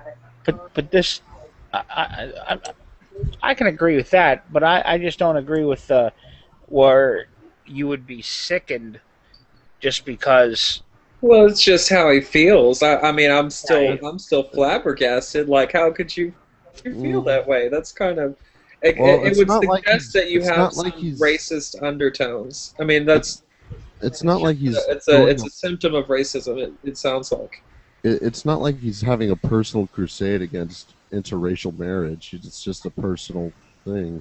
Discuss him, right? Yeah, I'm saying like there must be a deep dislike for black people if you're disgusted by watching him kiss a white woman or a white man or whatever. And that's not something that I'm necessarily offended by, but it is what we're talking about. Now, see, for me, I myself, I just kind of, I can't fathom that because I can't fathom it either. I actually had an uncle that was black. He married my mom's sister, and the dude was cool as shit. He was a decent guy. I mean, he's been long dead now, but I mean, he was a good guy. He was good to my aunt. I can't say anything. I just, and to me, to say that it would sicken you because of the fact that it's a white man with or a black man with a white woman, that is just kind of, I don't know. Yeah, And I would be pissed off if you get. I mean, are you the type of guy who like looks their way and like makes an face like like? No, if I well, you talking to me? Yeah, I mean, would you do that? Would you give him if I see it, no, if I see it, I'll look the other way. Okay. I'll look the other way. Me, what I was talking about, I don't go and fucking puke in a bag or something when I see people eloping and shit out in public. It's just like, it's inappropriate. Like, well, yeah, I mean, I'm about to go watch fucking, fucking cartoon movie and stuff with the kids, and we don't need to see two assholes sitting in front of us going, right, just fucking, waxing each other down. Basically, .com, you should be getting in on this. Well, basically what it boils down to is it's kind of like, it's like what I prefer is pretty much what I prefer. That's just how it is. It's just like this. If you guys like the color red, which I don't, you like the color red. I like the color blue. And I'm on the different side of the spectrum. So if I don't want to see a black man kissing a white woman, that is something that is my personal opinion. It's aesthetically, and it is actually not a disgusting thought because one, that is normal behavior. If somebody doesn't really want to see something and they don't want to be exposed to it and they don't like it, then that is them. That is their opinion. Mm-hmm. Okay, it's much like a person who doesn't like gay people or they don't want to see gay people holding hands or showing any affection. I can understand if they don't want to see it because they don't want to see it. That's them. If I don't want to eat something because it tastes bad, then I don't want to eat it. And that's all there is to it. I hear what you're saying, Camp, but naturally people are going to go like this. It's like if you say I love broccoli and I say, man, I hate this shit. I just can't stand the fucking texture. You're gonna sit there and you're most likely naturally gonna ask me, but why, Brett? Because it's so good. Because you think it's good, and I'm gonna obviously you'll want a brief explanation of why. No. I won't. If I was to offer you something and you say that you don't want it, first I'll say, well, how come? If you say because I don't like it or it doesn't taste good, I would respect that. Another reason why I believe that I'm probably an alien, I don't belong on here. I don't belong on Earth. And I actually truly believe I am an alien because I am disgusted by how humans think. I don't think that way. I just can't think that way. And that's the truth. It may sound weird, but I do believe that I am an alien. What you don't think what? I would let somebody have their opinion, and I would never question them on it ever. Just like what you just said to me when you said when you had an opinion over I didn't want to see some black person kissing a white person. That's my opinion. You shouldn't even be arguing with me about it. Because it's my opinion, it's never going to change. I was once arguing. Do you think I care? But do you think I care? Listen, that's exactly what we came here to do. I understand, but do you think that I care? No, we're not here to argue. Do you think I care about your opinion? I don't. I don't care if other people know about my opinion. No, I know that. What I'm trying to say is, you got my answer, then understand it, respect it, and don't talk to me about it. Mm-hmm. Well, and I'm expressing my opinion that... And I don't care about it. Flat out. Okay, well, I'll express my opinion to the rest of the people. Then you can do that, just that. Then you can do just that. Which is what I'm doing, except you're talking over me. I mean, I'm sorry if you guys think that I'm harsh, but that's your human brain thinking that. I'm actually being realistic. That's a sign of respect. I totally understand what you're talking about. It's your personal preference. If you don't want to see it, you don't want to see it. Just like some people don't like seeing gay people kiss, or some people don't like seeing whatever. Yeah, exactly. And I will respect. I will respect anyone's opinion over mine. Even if it's over my opinion, I will still respect it. I just will not argue with it because I know that we all have different opinions. I do. So. That you might enjoy, by the way, if you hadn't seen it. Camp, are you? I have to ask, are you trolling? Trolling? What do you mean? Well, I mean, Camp, you make videos basically going against the status quo. You go against people's opinions all the time. I mean, the very fact that you made a video talking about how your views are on the Zimmerman, you wanted to let people know this is my goddamn opinion about it. So, I mean, why would it bother you if someone asked you, well, why do you have that opinion? No, I mean, I can give them. See, my thing is though, I can deliver an opinion of my own, but I will not. I can't argue about it. I won't waste time arguing. That's why in my Onision video, I stated that it's worthless to have these debates with Onision because Onision is right. It is his life. It is his opinion. It is his actions. And nobody should be justifying him over that. It's not like he's going and killing people. He's not doing anything else but making videos and stating just vlogs with his own opinion. And with everyone getting together and ganging up on him and trying to mess around with him based on his opinion was just disgusting to see. I can make a video with my opinion. I have no problem just stating my opinion and what my thoughts are. It's just when somebody will try to argue with me over my opinion, I'm not going to argue back. They will expect me to argue back, and because they want to convince me that I'm wrong. But in my eyes, there is no right and there is no wrong. It's just an opinion. Nobody's going to be right. Nobody's going to be wrong in a situation. It's just somebody's opinion based on what their reflectivity is on the world that they see. Yeah, well, I think I said that, and I'm sorry if I came across that way. Trying to argue with That's you. fine. What if they're not trying to argue with you to change your opinion, but they're trying to have you elaborate so they can understand better what your opinion is, where you're actually coming from on it? Yeah, I mean, if they want to ask me a question, about something, then I would gladly give them an answer. But I'm not gonna preach to them, trying to tell them that I'm right. Well, I mean, I also had an emotive reaction to it, and I think that may be what caused you to be upset a little bit. Well, no, I mean, you did ask a question. Somebody asked a question about what I think about. I mean, I'll be very honest. I don't necessarily have a very good, a keen eye when it comes to the black man. I just don't. Or the black race. I'm not racist because I don't believe that's a definition of racist. I have black friends, but all in all, I just have a different opinion than on specific races. And it's not just black people. I have an opinion on all races. Latino, which basically is taking over my state, California once again. But see, I can't basically fight against it because deep down inside, if I want an opinion, California was stolen from the Mexicans to begin with. That's So, true. By logic, Yeah. I can't really say, hey, Mexico, And get so the hell was up out of Texas. California. Yeah, exactly. So if I really wanted to go further on that, I can be completely, transparent on that and just say, yeah, you know what, Mexico is starting to evade California once again. The Latino population is going to be over 50% in 3 years. I believe that's what they said. California, and it's something that I know that is going to happen, something that I'm never going to stop because that's just what it is. That's what's happening. Right. Yet we have so many protests about Latinos telling California that there's not enough this and then there's not enough that and blah blah blah.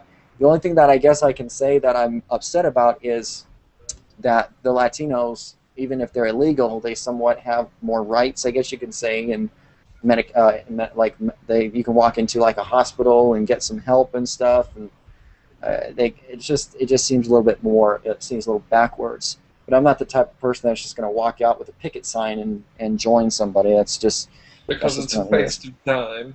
Right. I'm not an activist. I'm not going to be physically going out there to be an activist. The part where I said if I see anybody picketing, and I'm going to slap them or bitch slap them, I said that in my video.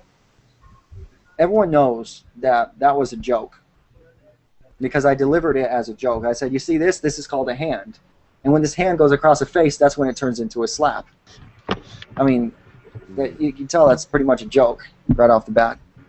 But everything that I said, just basically was based off my opinion. I'm letting people comment. I'm letting people rate that video. I don't care. That's whatever they want. I see a lot of it. They're calling me racist in those comments. And, that's their opinion. Well, for the record, I don't think that your video was that racially motivated. I mean, I disagree with you on the logic of the issue, on whether just human A and human B and their interaction, like how it happened. Of course, I do think Zimmerman was profiling, but I've already said that.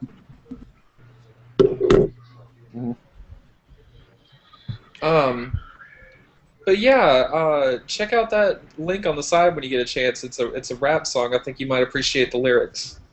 All right. I'll take a look at it. Yeah, but I haven't done any videos based on what we're talking about here, is because I know if I do, what's going to happen is society is going to get together and get all butthurt, and they're going to try to be activists. They'll flag my video for racism based on my opinion, and then there goes my video. It gets flagged. So essentially, though, I can't really say anything about it, even though I would love for people to know, based on what I've said today, my insight on why I am the way I am, or why I think the way I think. It's not that I want to be an alpha male. It's not that I'm the final boss of the internet, because I'm not. I just know that I'm me. And I know that other people should believe in themselves and believe that they are them. They shouldn't waste time on other people. They should waste time on themselves. Yeah. And that'll better themselves. And I think it's just a waste to argue, back and forth based on any opinions. I think debates are too political. A civil debate, I don't see any point in it unless it actually has merit or meaning.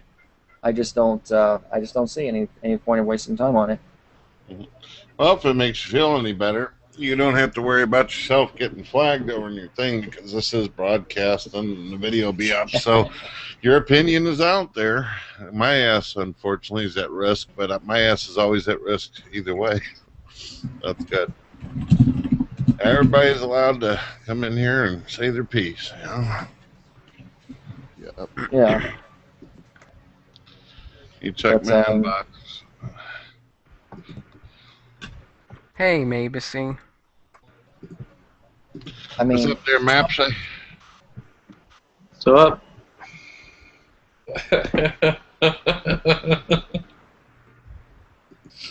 Hey, Dot. So, Hi.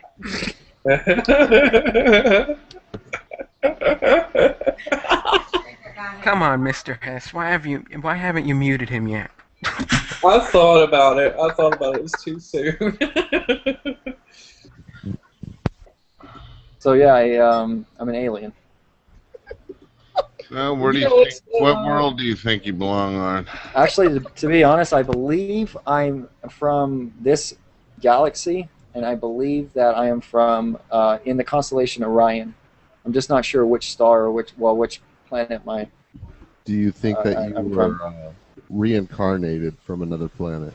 No, actually, I believe my DNA my DNA structure is more alien, especially when I've actually had my blood extracted, and believe it or not, this goes from my mom too. My mom has the blood of a 20-year-old, they said, or younger, but she's in her 60s. Myself, they said that I was extreme. I have the blood of a child. A lot of people haven't really seen much about it, but that's when and so my brain though is also thinks differently. I guess I'm thinking more advanced, and with that advanced thinking just comes with different things. I don't want to be a part of society. I don't want to be a part of society as a whole, I guess you can say, on this planet. I feel that way too. I really do not want to be part of society, and especially America. I really want to leave here. Yeah. I really don't like the way we do things. Well, where would you go? God, I don't know. I mean, the only place I could really think of was maybe like Switzerland or somewhere just like really peaceful. When I was when I was a kid, a little child, when I was a little child, it was a dream, but it wasn't a dream because my twin brother actually had the same, the same vision, the same dream, I guess you could say. But it was exactly the same. In detail, he had described exactly what I saw, what happened with me. But it was late at night, and I was woken up, by this intense light, and it was so intense that I thought it was like I died. I thought it was like the white light, of heaven. Then this light turned from like this whitish blue to red, and then red alien figures came through the wall, and they took my brother first. And when they took my brother, I blacked out. And then when I came to, we had the red light and it was fading. And what I did was I ran outside my room, and I had a lot of freedom when I was a child. I could get out in my room, and I knew how to open, my back door. I knew how to go to the backyard where there's tons of grass and trees and pastures and stuff like that and dairies, really dark area. And when I ran out, and my brother and I both ran out, we saw 3 alien crafts. We saw 3 triangles above the trees in our backyard, twirling. And then after about a minute or so, they were gone. Was this a dream, or was this actually happening? It actually happened. I believe it actually happened because my brother said he there's the same thing, only he described my dream from his area. He told me, he says, well, you know what, I dreamed that red aliens came through the wall and grabbed me, and then I was in this bright ship, and then after that I couldn't really remember what happened after that. And then I remember chasing seeing those 3 triangular crafts right above the same trees. He even told me that. And so when he told me that, it led me to believe, and he told me this every year after we saw it. Even we were even speaking about it this year. We were still speaking about the same thing. On what it really was, we still don't know.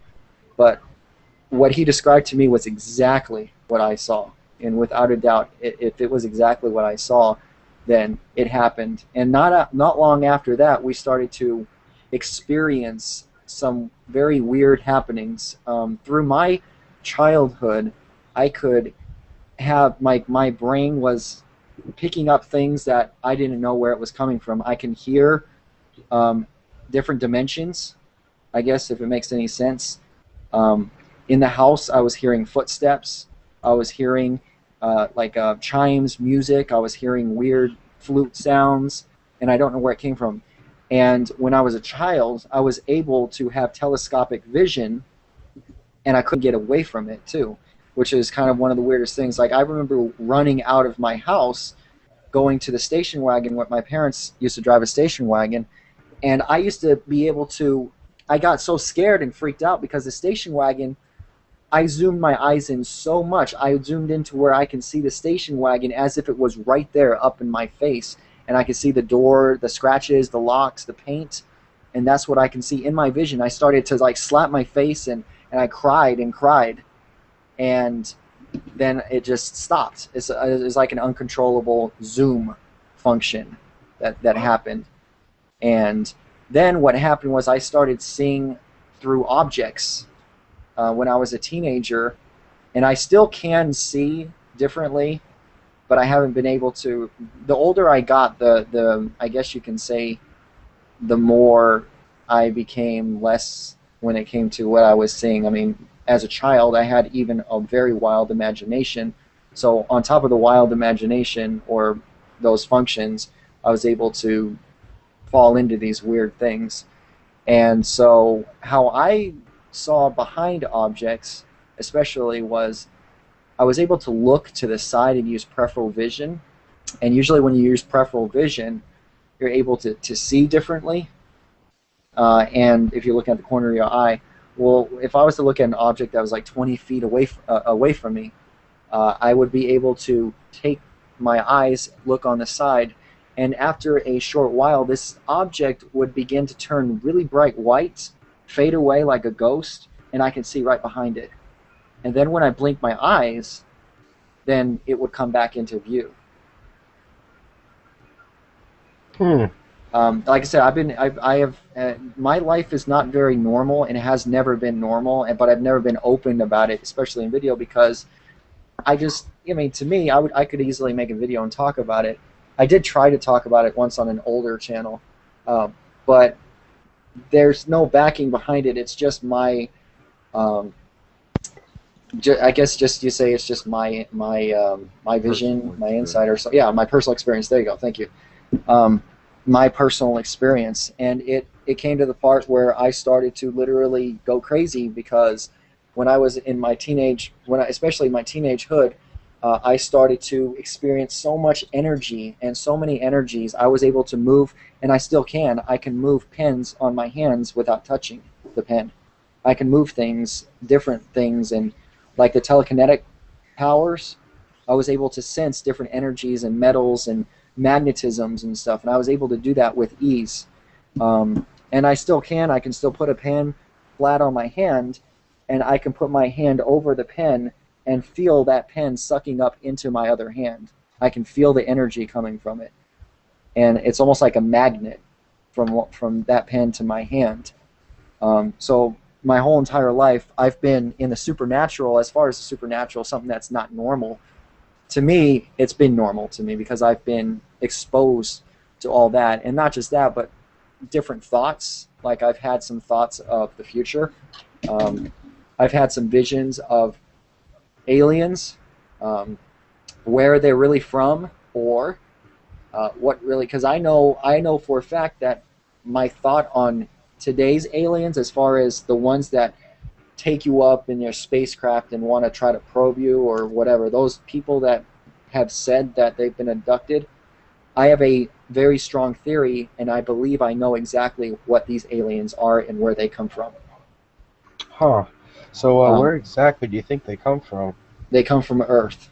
These aliens are human beings from the future. That is a time machine, and time travel is possible in the time that you see the aliens coming back in the past. And so just like we dig up dinosaurs and learn from them and experiment on those bones and stuff, in the future, aliens, or not aliens, but human beings will have the technology to come back into their past, which is our present, and come and extract us and do scientific experiments on their past, which is our present.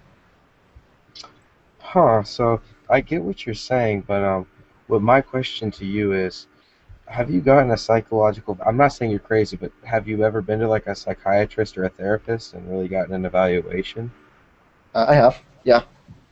Did they say that you were okay?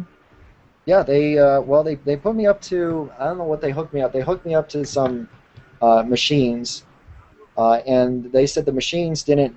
They detected very high frequencies from those machines. When I started talking about my experiences, when I started talking about especially aliens, they detected very high frequencies that were not normal, but they said they're not crazy, as far as they're just not normal. They asked me what I want to do about it. One of the times I did it was asked if I wanted to publish it, and I told them I wasn't interested in publications at all. But there has been high frequencies detected in some of the tests that I've taken. For instance, my brother has just recently taken I want to say it was a test on his brain. Would it be called a CAT scan? I believe so. They said that his brain is functioning so much faster than the normal human brain. So much faster. He processes things like a sponge, and things are going at lightning speeds, much faster than a normal brain. They've already confirmed that when it comes to Kevin's brain. They've already said that that's what's happening to him. As far as a CAT scan for me, I've been wanting to, but to me it's not important because I just see it as normal. I've already lived a life where it's supernatural, I guess you can say, and to me, the supernatural has become the natural. It's not scary to me anymore. If I hear ghosts or I hear spirits or I hear other dimensions, I will see it. I mean, I won't freak out about it. I'll tune in, but I won't freak out about it. To me, it's just normal. Mr. Camp, if it ever gets to a point where, if hypothetically any of this was true about being an alien, if a ship ever comes to get you, try to talk them into getting me and my family to get the hell off this planet too. Me too. I don't like society either. I don't like the bullshit that's going on in the human race, and I've said many times I would love to get off this world and go somewhere where everything's fucking decent. So, if the buddies come back, or ancestors of the alien race comes and get you, come get me. But we're gonna have to make sure my friend Von Helton doesn't know this because he shoots aliens. So we have to be careful for him. Yes, Von Helton. My buddy Von Helton. He, if he were in here right now, he would start arming his weapon because he hates aliens, and they think that their main purpose in existence is to cannibalize human beings, making Keane burgers. So. He's a reptilian conspiracy theorist. Yeah. Okay. Well, I mean, my ideas aren't really published specifically about ground aliens, and I call them ground aliens because they don't come from the universe. They are from the future. When people think about time travel, what is the number one thing that you want to believe in when it comes to time travel? If it actually exists, the number one thing is evidence of time travel. And there is evidence. It's just it's I guess you can say it's concealed by alien stories. But the evidence is right there. And the reason why they take us, the reason why they experiment on us, probe us, whatever, is because they are learning. Just as if we were learning from the dinosaurs. We learned about dinosaurs because we dug up their bones. We found their fossils.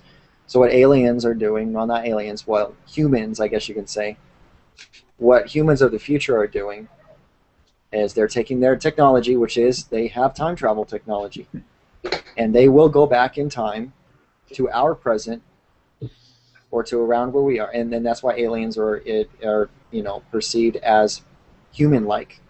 And they have large eyes because, I don't know if you saw an article, 100,000 years from now, our eyes are growing and our foreheads are getting bigger. Did you guys see the picture of what will look like 100,000 years? No. A strikingly familiar picture, and that looks like an alien in the making. I believe that these humans from the future are probably over 1 million years into the future. So you think that basically what this is it's a government from the future is sending people back in time to study past human civilizations? I think so. I think it's a government or it's a science. Who knows how they act. I just know that it is a group that has the technology. And to me, I think a million years from now wouldn't even matter, because a million years from now, even technology itself, you're going to have technology so advanced a million years from now. Video games are going to be real life. Oh, I think that'll be within the next 100 years, maybe. Oh no, of course. I'm just saying, like, even at the time of time travel, how time travel would be possible. Because I know it's not possible now. Do It's you think just, that the government knows anything about what's going on right now? of course, I have a strong feeling that that there's a chance that one of these humans of the future have been caught, and they have identified it as human. Huh, okay. I want to tell you guys a little story. All right. Okay, so back when I was in college, I studied at Georgia Tech. I'm an aerospace engineer right now, personally, but I studied aerospace engineering there, and there was a program where you could work for the government. Um, Working with, what I'm thinking was an Area 51, you get national security clearance and you work on some of their fighters. This was right after I graduated, and I was denied this program, of course, for whatever reason. They found some reason to deny me entrance, and I applied for it, so I didn't get national security clearance. But I talked to a friend who actually did get into it. He has really not been able to tell me anything, but what he has told me is really shocking about what the government does behind our backs and what we really don't know. I mean, the technology he says that they have right now is far more advanced than you would ever think it is. Mm-hmm. I mean, I believe it. I believe that they have captured these specific time machines, I guess you can say. What I do believe also is, but that they may have the technology in their possession. I just don't think that they've learned to harness it. Yeah, I think that's probably how it is right now.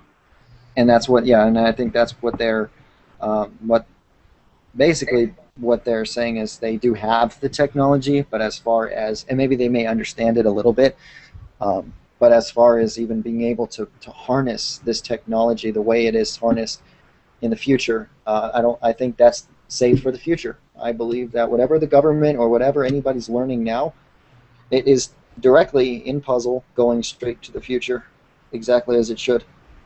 And who knows? Maybe there's a reason why the government may have these specific ideas or the specific ships.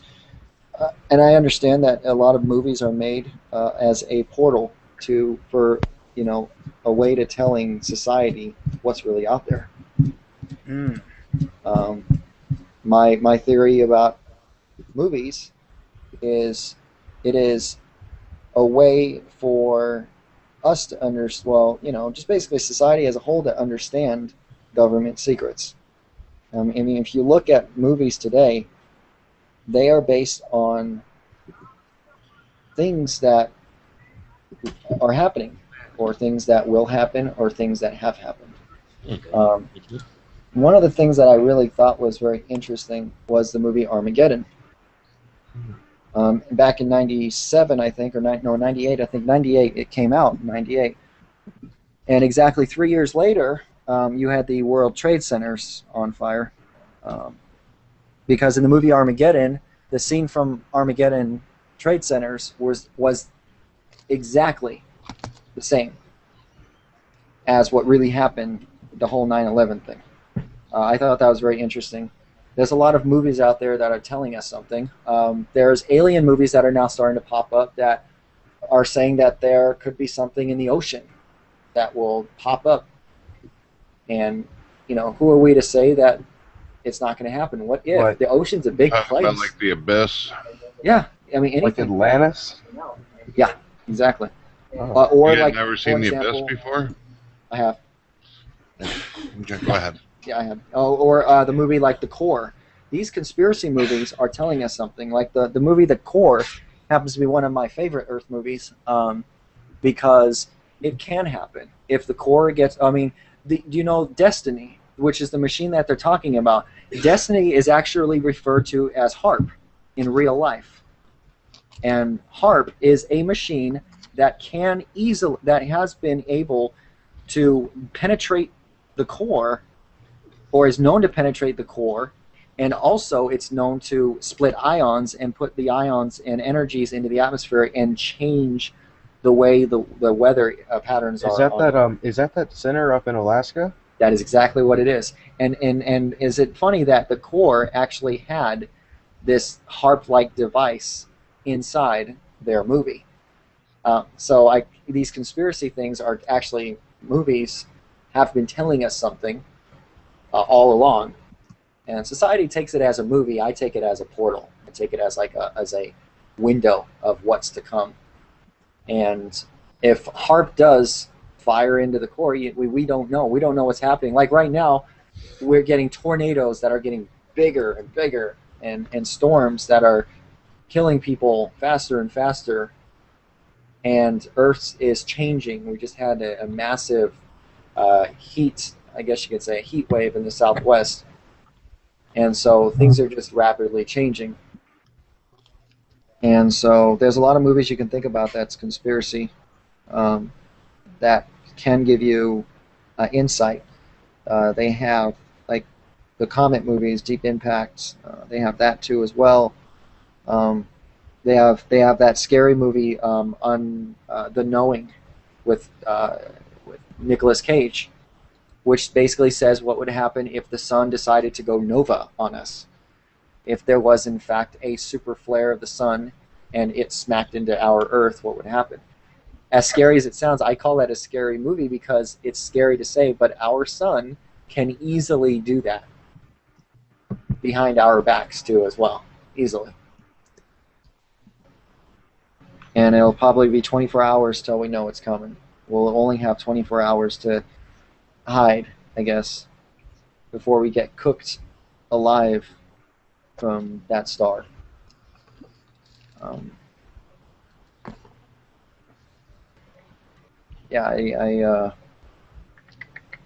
not sure what else to say beyond that, but I just know that ever since I was a child, even now, my main hobby has been astronomy, and I would look up to the stars. And in fact, did you know that when I was 4 years old, I knew the names of every variable star in the night sky. I memorized all of them, every single one of them, and I still know the names too, as well. But it just struck me as odd that I was always drawn to the universe. I was always drawn to space. Yeah, I was kind of the same way. I mean, I was always drawn to planes. That's why I decided to become an aerospace engineer. I was always drawn. I thought NASA was incredible. I wanted to work for NASA. But Perfect. I could never get a job with NASA, so I worked for another company, which I'm not going to name. But right. Yeah, but I've just always loved airplanes and been so interested in how they work, and I think the technology for them is infinite, what we can do and how we can travel with them. Mm-hmm. Yeah, I was always attracted to superheroes and like comic books and stuff, and now I'm sitting here chatting with you guys. Yeah, I actually am attracted to superheroes as well. I do like superheroes. I remember a game called City of Heroes. That was fun. But yeah, superheroes. The only reason why is because they're supernatural. And to me, I thought the superheroes are really cool because of their supernatural abilities. I've had some of the things happen to me that you described, and I'm like, wow, I'm actually not alone in this, because I mean, I've had some things I typed over here on the side, like what I've experienced, and I also, at least seeing the way my mother described me, I was born like my physical form when I came out was very strange. I had an elongated body with a much larger head. And she says that I look like an alien, and I have experienced a lot of feelings of isolation and like extraterrestrialism. Oh, nice. Well, that sounds a lot like where my background is. Yeah, I mean, I don't know how to feel about it. I'm not mature enough to understand what I've been through, but there are a lot of things that I just take for normal. What a lot of people would say, like, "Wow, maybe you're crazy," or like, Yeah, it's you true. know. Yeah, yeah, it's the same here. I'm the exact same way. It's like, don't you think that's a little weird? And I'm like, no, not really. I I mean, mean, right now, just like as far as I can put it together, it feels like evolution to me. I mean, it feels like some people are born with abilities that others don't have, and then what I may have, I may be lacking in other areas. I know that I do. yeah, and you know what's really funny? There is a comic and also a movie that is very close to what you've described. You know what I'm talking about? Oh gosh, It no. has to do with mutants and humans. X-Men. X-Men, exactly. X-Men. So Yeah, I like this is my point. What I'm trying to tell you is based on through comics and movies like these. This is government trying to tell us something, or this is somebody on the the inside is trying to tell us something from the outside. Because what you just described is exactly how I feel. I feel that there is there are different races in the on the planet, especially even if they look human, they may not be human. For example, a lot of people are talking about reptilians. Reptilians have those human, traits, but they are not the regular human, I guess you can say, the normal human. And what you're describing is something on the line of, I guess you can say, abnormal, superhuman type.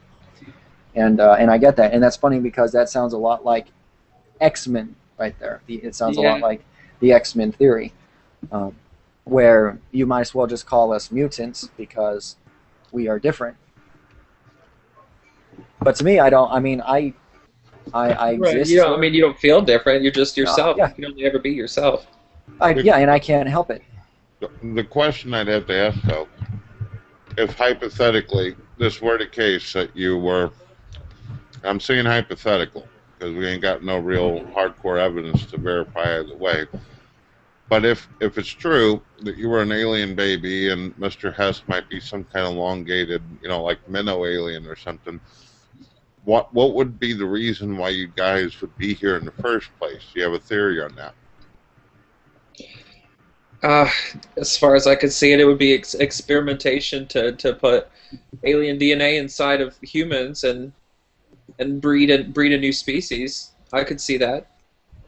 But I mean, from the I don't know. now, Mr. Camp, you spoke of though that a future civilization that we're actually already dead, basically, in this, right? So the future civilization is coming back. Why would they?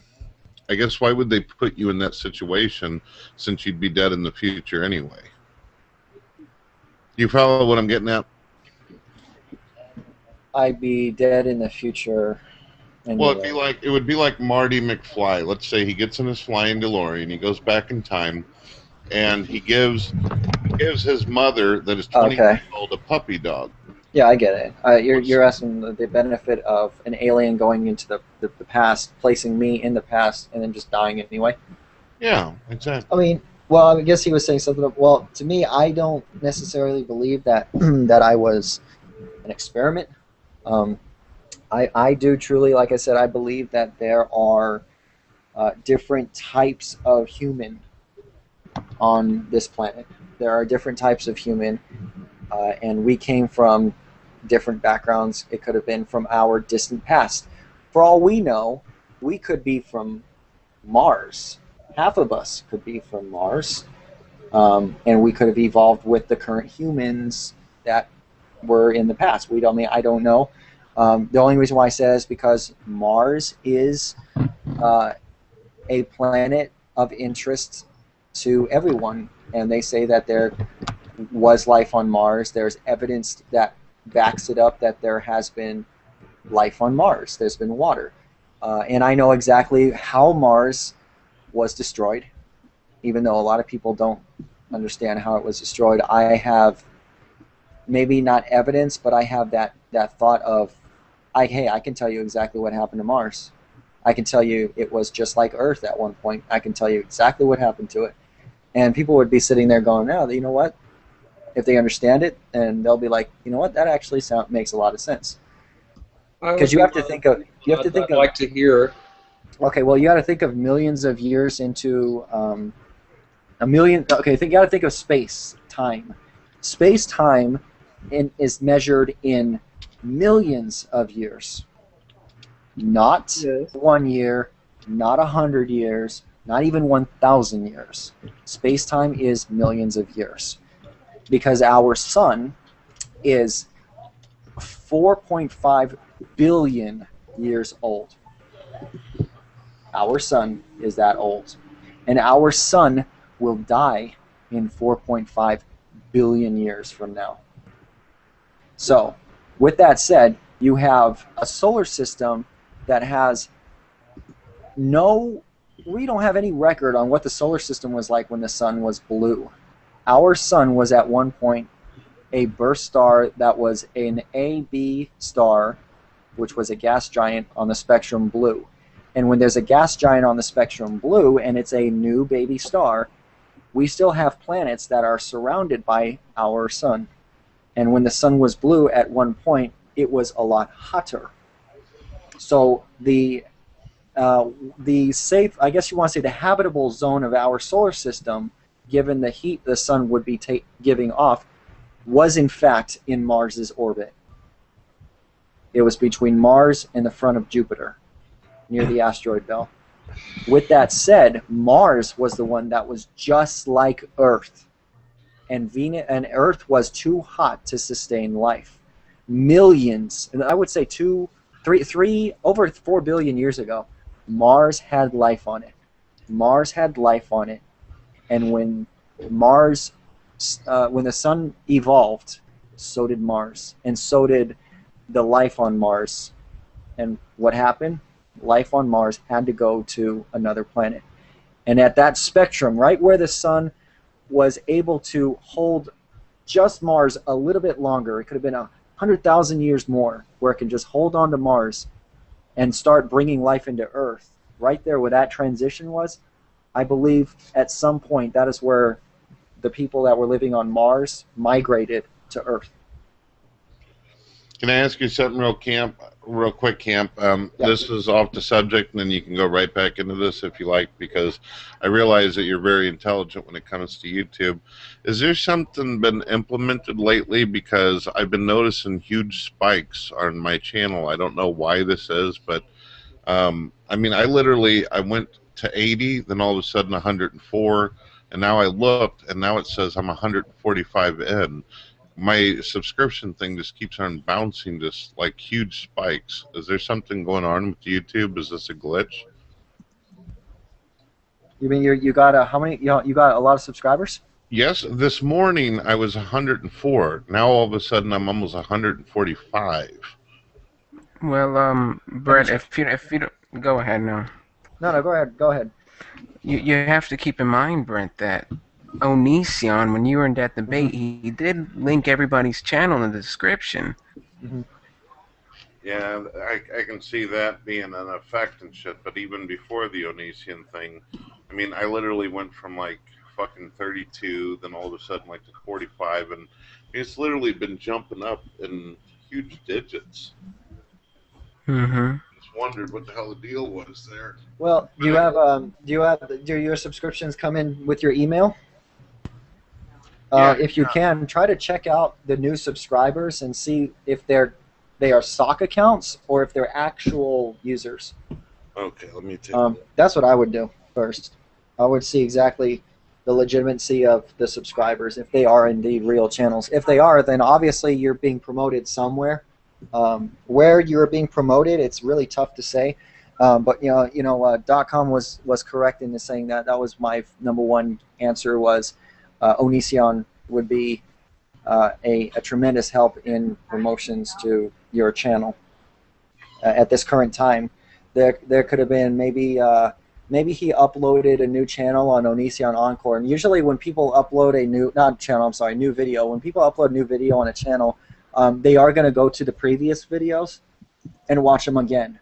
Let me show you guys something real quick. Okay. I'm going to show you guys my analytics. Look at this, and yeah, it does say that the one of the Onasian videos I did has jumped, but look at this right here. Boom, right there. And then if you look right here, you're going to see a big spike.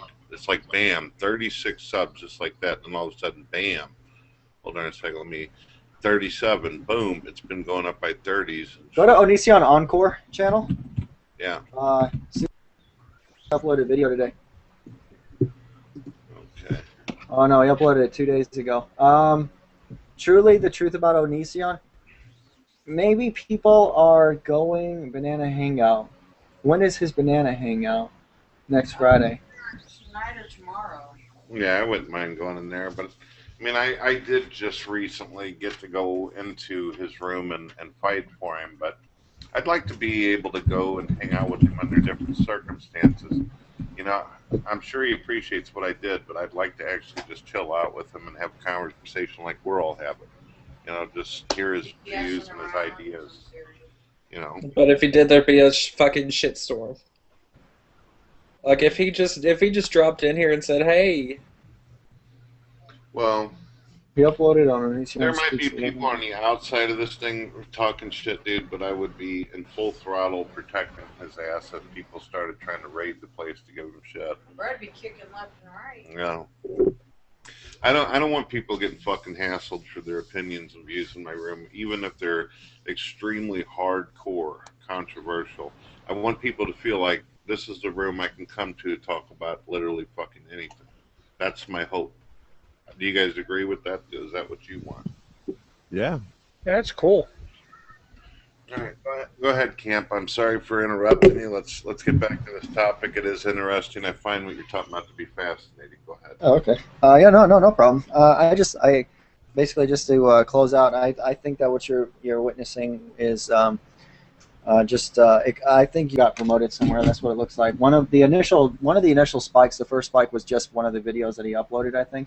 But your second one seems like one of his videos may have gotten promoted somewhere. Sadly, we'll never be able to tell. That's the beauty of the internet. Hmm.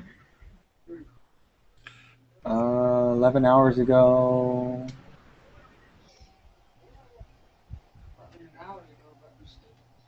Yeah. Okay, so I don't know. Oh, we were talking about. We were talking about my my theory on Mars. Yeah. My theory on Mars is, well, you got to look at it this way. When I'm looking at the solar system, well, actually, when I'm looking at the universe, through my telescope or through my eyes, I see stars. I see red stars. I see dying stars. I see exploded stars. I see everything. And what I notice, though, on when it comes to a star is when a star is born, it is a blue giant. It is a blue star. And the blue star is always the hottest star. It's approximately 50,000, 50,000 degrees hotter. Then you've got your yellow star, which is basically on a G scale. G2 yellow star is our sun right now, going to a G3. That spectrum is a medium temperatured star, which happens to be, I believe it's around 10,000-ish degrees on the surface. We're not talking about inside or anything else, just where it is. And once the sun starts to get older, it will go to the spectrum, the M spectrum, which is going to be your final spectrum. It is the red spectrum. And the red is significantly the coldest. Once our sun goes to the red spectrum, our Earth is going to lose a lot of heat. It's going to get cold. It's going to get freezing. This is the part where we are going to have to learn how to live under the ground, where we have to utilize Earth's core to stay warm. That is our final evolution, unless, of course, Venus, the planet Venus, somehow we can terraform Venus into and get rid of the carbon, get rid of all that stuff, and we have the technology to do that, and we can terraform Venus and turn Venus into our Earth for the next several hundreds of millions of years. If you think about it, hundreds of millions of years is definitely a long time, and it's enough to start over. The wife would like to ask you a question real quick. Yeah, sure. Okay, when I was younger, and I've even noticed as an adult, I used to like to go outside at night, look at the stars as well. Couldn't name one of them to save my life, but what I noticed was some would flicker, and it would remind me of like seeing a TV through, say, a house down this road. You know how at nighttime you see it flickering from different. What is that? The flickering from the stars. If you travel out, if you travel outside the atmosphere, the stars will not they will not twinkle. The people on the International Space Station will not see twinkling stars. They will see just points of light. What you're seeing is the different wavelengths and the different energies and the different thickness and thin parts of the atmosphere as it's going through our atmosphere. So that's why you see on potentially very windy nights, you see the stars twinkle a lot more. It's because there's so much disturbance up in our atmosphere. It's causing it to flicker, the stars to flicker. All right, yeah, because they would look like it would literally look like changing colors of a TV in a far off distance.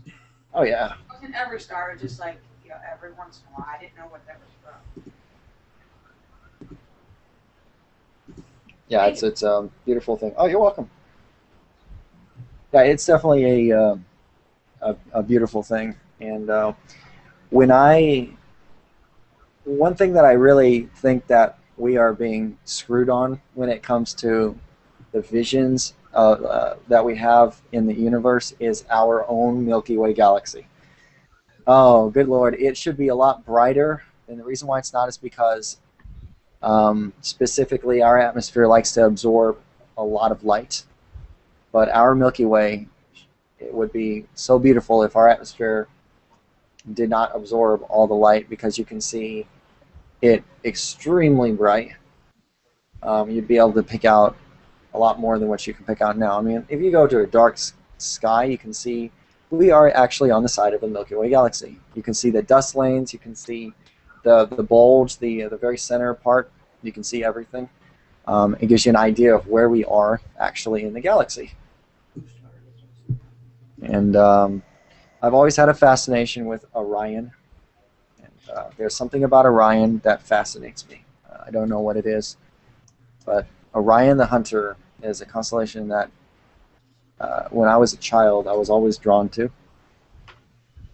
Dream of telling us as if it were real. Like, yeah, you know what's really funny about dreams? I am able to evolve in my dreams. I guess you can say I'm living two lives. I know my dreams, and I can memorize every single one of my dreams. To this day, I know a lot of what I've dreamed in the past year, almost as if it was like another life, as if it was another book. When I was a child, I was learning to fly in my dream. And I started by pedaling my legs like I was on a bicycle. And I felt myself pushing the thick air down. As I push the thick air down, I will raise myself up, sort of like you're swimming in water. And over the years, I evolved, and I actually had learned to fly in my dream. Come to the point where, at this moment, I am able to fly, just like what you see in Superman. I am able to control how fast I would fly, where I would fly, what I would do, anything when it comes to flying. But as far as, dreams, I mean, I see myself as living two lives, because when I go to sleep, there's another life waiting for me. I see that. And then when I wake up into the other life. Which one is real? I don't know which one is real. I don't know. I mean, it is very interchangeable. Yeah. Yeah, absolutely. How would you go about trying to figure out the difference? What if you're actually the dreams of your life, and this is the dream you're having right now, explaining this to us? Oh, exactly. Yeah. To be honest, I've come to accept that it is two lives, or two different, I guess, dimensions, I guess you could say. And I'm able to hop dimensions. I'm a dimension hopper. I'm able to hop from one dimension to another. I'm able to control my dream. I'm able to know when I'm dreaming. I'm able to get out of my dream.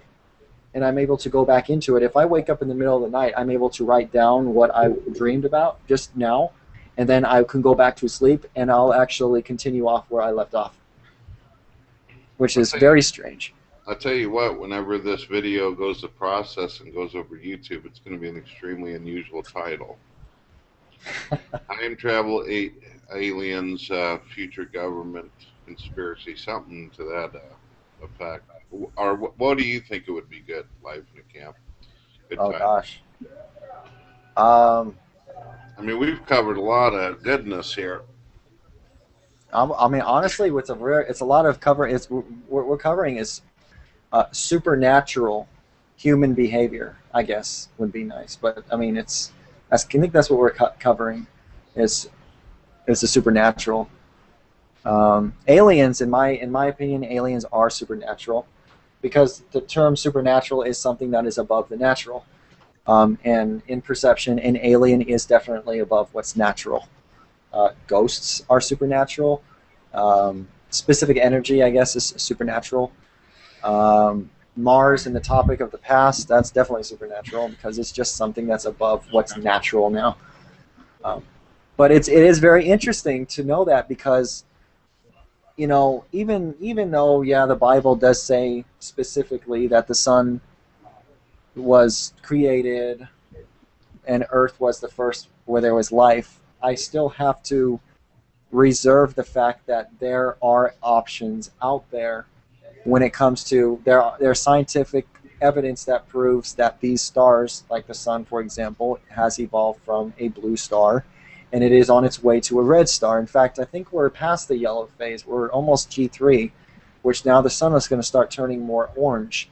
And we won't be around, though, to see that, unless, of course, reincarnation is strong with you. I have a very strong perception on reincarnation, but we'll probably save that for another video.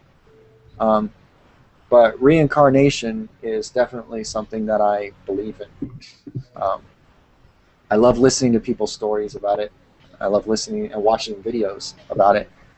We had a guy in earlier called Chi Master who brought it up, and I'd say probably about 5 hangouts ago, we talked about it very shortly. Now, this goes on for like 4 hours, life, so you can pretty much talk about whatever the hell's on your mind. But the thing about reincarnation that I've always noticed, there's a pattern with the claims.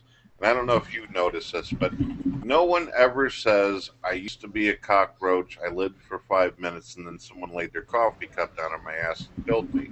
No one ever says that. Everybody's always Marilyn Monroe or fucking Cleopatra. They were always someone popular according to them in their past life. Do you notice that? There's a pattern. Yeah, absolutely. I have noticed that. And, I mean, I guess if you want me to be completely honest, I believe that, okay, as far as being a Bible thumper, I'm not a Bible thumper. I do believe, though, that there is a superior spiritual plane out there. And I'm not going to call it heaven, and the inferior plane I'm not going to call hell. But I believe in some sort of high-end spiritual plane where there are high-end spiritual energies called spirits, of course. I believe that reincarnation and this high plane, I guess you can call it God, I believe that reincarnation and that exists, and it can exist all at once. I believe science and God and reincarnation are all one and the same. They're all one and the same. You can have science, you can have God, you can have all that other stuff. And reincarnation, I believe, is a choice. I believe that it can be a choice. And if you are reincarnated, that was based on a decision you made in your afterlife. The reason why maybe it's hard to memorize or remember your past life is because, of course, the brain is a physical object that is somehow connected to your energy as a spirit. And your brain is pretty much a chamber of memory, and it holds those chambers of memories, and that gives you the perception that you have today. Had you have been given a different brain 100 years from now, You will not have the same perception as you are today. You will most likely not necessarily be the same Brett Keane as you were prior. But what you will be the same on is your energy will be the same. Your spirit will be the same. And to some extent, the brain is powered by your spirit. By a very small margin. I'm not talking the whole thing. By an extremely small margin, that your brain is powered by your energies, your spirit. And so that is why in reincarnation people have been able to recall their past lives, because that energy was able to stick with them through death, was able to stick through them through the afterlife. It feels good if not a lot of people care to listen and experience it. You don't. Oh, I'm listening to you. I find what you're saying very interesting. Things behind. Yeah. Now, an interesting question would be: let's say hypothetically reincarnation is true. Now, what if it comes to the point where, let's say, the Earth were to end as you described Mars? Then where would the beings appear then, if they chose that they wanted more life? If the Earth was to end, Mm-hmm. I mean, you mean like as far as the sun turning into a red giant and Earth civilization fending for themselves? Well, pretty much. I mean, the thing is that really, if something needs to reincarnate, hypothetically, it's going to need a platform. It's going to need a realm of existence.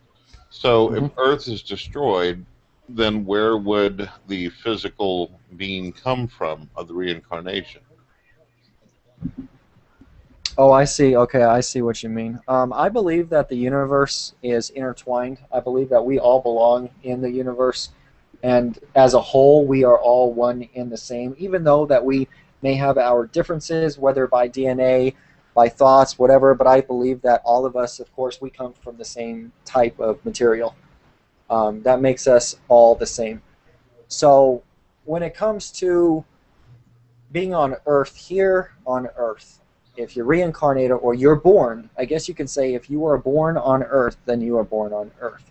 However, there is such thing as alien life. There are other beings that could be just like us, that are on another galaxy, several millions of light years away from us, that are thinking the way we think, that have the same technology, even that could have the same technology. And those people were born on that planet. So if you think about it, Earth is the same as any other. It can be the same. We just know it as Earth. That's all we do, because we were born here on Earth, and that's all we know. So if we were to be born elsewhere, that's all we would know. We would know that specific planet, and that's all we would know. So I mean, that's why I believe that we are born by chance. We are chosen to be born on specific planets. We, as a whole, just happen to have been born on Earth, and others are being born on other planets. Other life forms, I guess you can say, are being born on other planets. It's sort of like getting into that dimensional talk, where you realize that there's more out there. There's a lot of life out there, and it's not a coincidence that there is life out there. There is life out there. There's stars just like the sun. There's stars that are giving out habitable zones. There's a blue star out there that's has a planet that's revolving around it, and there is life that's being born on there. And there's life that's born on there that has no idea about Earth. No idea about Earth. But it exists. Earth exists because we see it, and we know it's there. Go ahead. Hello. Hello, Dawn. Hey, Don. Brett can still hear. He wanted me to let you know that. He just had to go use the restroom real quick.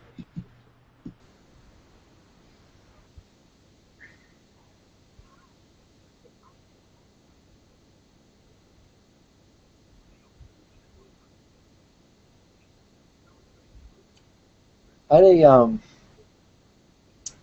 had an experience when I was getting out of high school. When I was 18 years old, and unfortunately, it's an experience where I lost a couple friends of mine.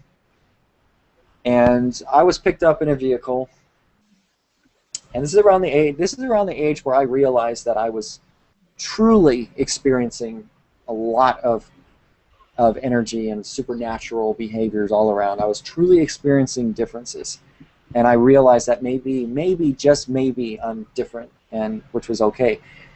And I got into a car. I got picked up by 3 people, and the driver was one of my friends, and the one who was sitting in the back seat next to me, I didn't know. I didn't know him. And then there's another one that was in the passenger seat, which was one of my friends, and I knew him. The driver, she ended up picking me up, and this was at my old place where I lived in, in Sky Country. And when I got picked up there, we left there onto the main road, and I don't know why she was doing something so stupid on the road. She was swerving the car, like, just for fun. She would start swerving the car. Then all of a sudden, we got into a dusty area, and the car swerved out of control. And when the car swerved out of control, everything turned into very slow motion to me. It was extremely slow motion. It took what felt like 10 minutes to crash that car. That's how slow I was going. And at that point, I was able to function. I was able to realize what was going on, but I couldn't get out of the car at that time. So as I was sitting there watching the swerve happen, we got hit by an oncoming car from the back, from the side, and then it flipped us up, and our car started to flip into the dirt field and flip and flip and roll and flip and roll. We were going 55 miles an hour at the time we started to flip and roll. And everything was so, slow motion. I can feel the grains of dust and sand hitting my face. The windows were getting blown out. I can feel that it just felt so slow. Like, literally, that's all I can say, just so slow. And I can see the expressions on everybody's face. Unfortunately, I can see people getting their heads banged on things. And there's nothing that I was able to really do about it. I was just watching and experiencing it, holding my seatbelt, because I had my seatbelt on, and holding my seatbelt. And then I get out of the car, and how I got out of the car was there was the window next to me was busted. There was a window over the passenger that was sitting next to me in the back that was not busted. It had like a crack through it. I had to kick the window open and run out of the car, and I knew what I had to do there was to help these people out of the car. And so I started to get the one next to me, the passenger in the back, I started to drag him out. And then as soon as I did that, I smelt gasoline, and all of a sudden the car ignited into flames from the front. And then it came from the back, and then it started to engulf the car. I just still didn't think for a second to run away from it. I busted the windows of the passenger. I got these people out of that car. Unfortunately, I had to drag 2 dead bodies out. The passenger died, and the driver died. And as I dragged these people out, the only one who survived was myself and the one who I sat next to in the back seat. But as I dragged these people out, I calmed down, and you had the paramedics showing up, the police department and the fire department showing up. And the fire department looked at me, and they asked me, was I in the vehicle? And I told them yes. I was actually sitting behind the driver. That's where I was. And they looked at me and they said, well, I find this hard to believe because you don't have a scratch on you, you're not bleeding, and you don't look like any of these other people. And I told them, I don't know. All I know is, though, that I was in the car, I dragged these people out, and here I am talking to you, and that's all I said. And from that day on, I knew that there was something different, because I really should have had something on me. The way the car was smashed in, the way it looked, the way how it was almost impossible for one side of this car where my side was smashed in completely, and I knew that I should have been crushed, but I wasn't. I was able to break the windows. I was able to jimmy open these windows, oh, not windows, these doors, and drag these people out of an upside-down vehicle. And I was able to do that. That was one of my biggest experiences, I guess, because James is talking about being a superhero. That's my experience. My biggest experience on superhuman behavior is the fact that what happened to me was not normal by normal means. It was an abnormal thing. It was a supernatural type of thing. And there have been a lot of times where I have experienced tragedies where I have been able to walk away from, where I've not been harmed or hurt. But it is confirmed, yes, I can bleed. I can bleed. I'm not invincible.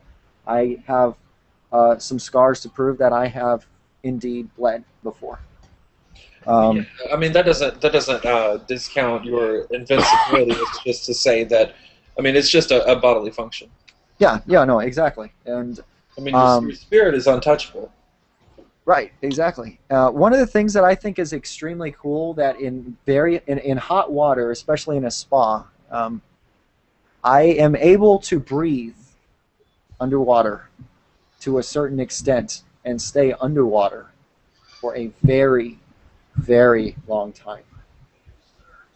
I've never ever, recorded it. I've never wanted to show anything about it, but I have tested it out when I was a teenager in a spa. I have been under the water for over 5 minutes when I tested out just to have fun. I was underwater for over 5 minutes and just sitting there, and I was taking in little bubble air pockets, whatever it is you want to call it, but I felt like I was breathing through my skin. The pores of my skin, I felt like they were opening up and taking in some sort of those bubbles in the spa, air, in the water.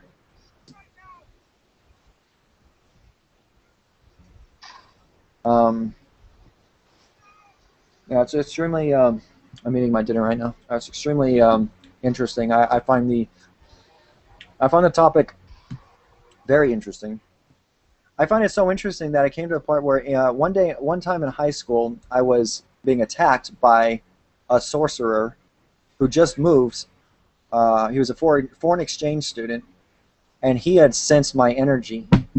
And he sensed it so much that he didn't like it because he was more on the evil side. And he literally tried to destroy me in high school. I was in the 9th grade. He tried to destroy me. What did he do? He is the type of person that will use energy, create energy, manipulate energy, and use it. He had tried to drown my energy completely to where I would die. When he put out his hands on me once, we had a scuffle in the forest by the river. We had a scuffle, and he had thrown weird energy fireballs at me, and it felt like air. It was invisible air. It wasn't visible. It was invisible air, and when he threw it at me, I felt it, hit my body, and once it did that, it drained me. I started getting some tunnel vision, and I knew that I was up against something different. How I got out of that was I fought back. I started to literally use my energy and harness energy to keep myself alive, to keep myself moving. And at that very part, it was ended by where he was so drained that he had to run away, literally leave the scene. And that was the only way that I can literally sustain my life, was the energy that I needed. Well, myself, I guess you can say, my consciousness, whatever. So that's what I did. And it wasn't even a week after. The day after, it was a school day, he never showed up. In fact, he disappeared. No one knew what happened to him. But he never, ever, I never saw him again. after that. Very strange. One of the strangest encounters I've ever had with someone. A foreign exchange student, and all of a sudden he attracts to you, finds out that you're somebody he wants to destroy, spiritually tries to destroy you. You defeat him by knowing that you're stronger than that, and then all of a sudden, without anything, disappears into thin air. That's kind of awesome. It's kind of cool. I have a feeling that maybe it was it could have easily have been some sort of a demon, I guess you want to call it, something that was out to destroy me, something that was out to maybe destroy people that are like me. I don't know what it was, but it was definitely interesting. It felt like a succubus. That's what it felt like. Oh yeah, okay. Yeah. But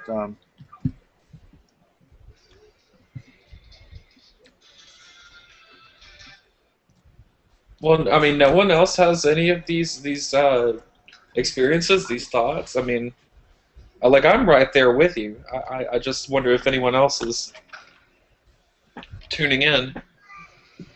Oh, we're listening. It is interesting.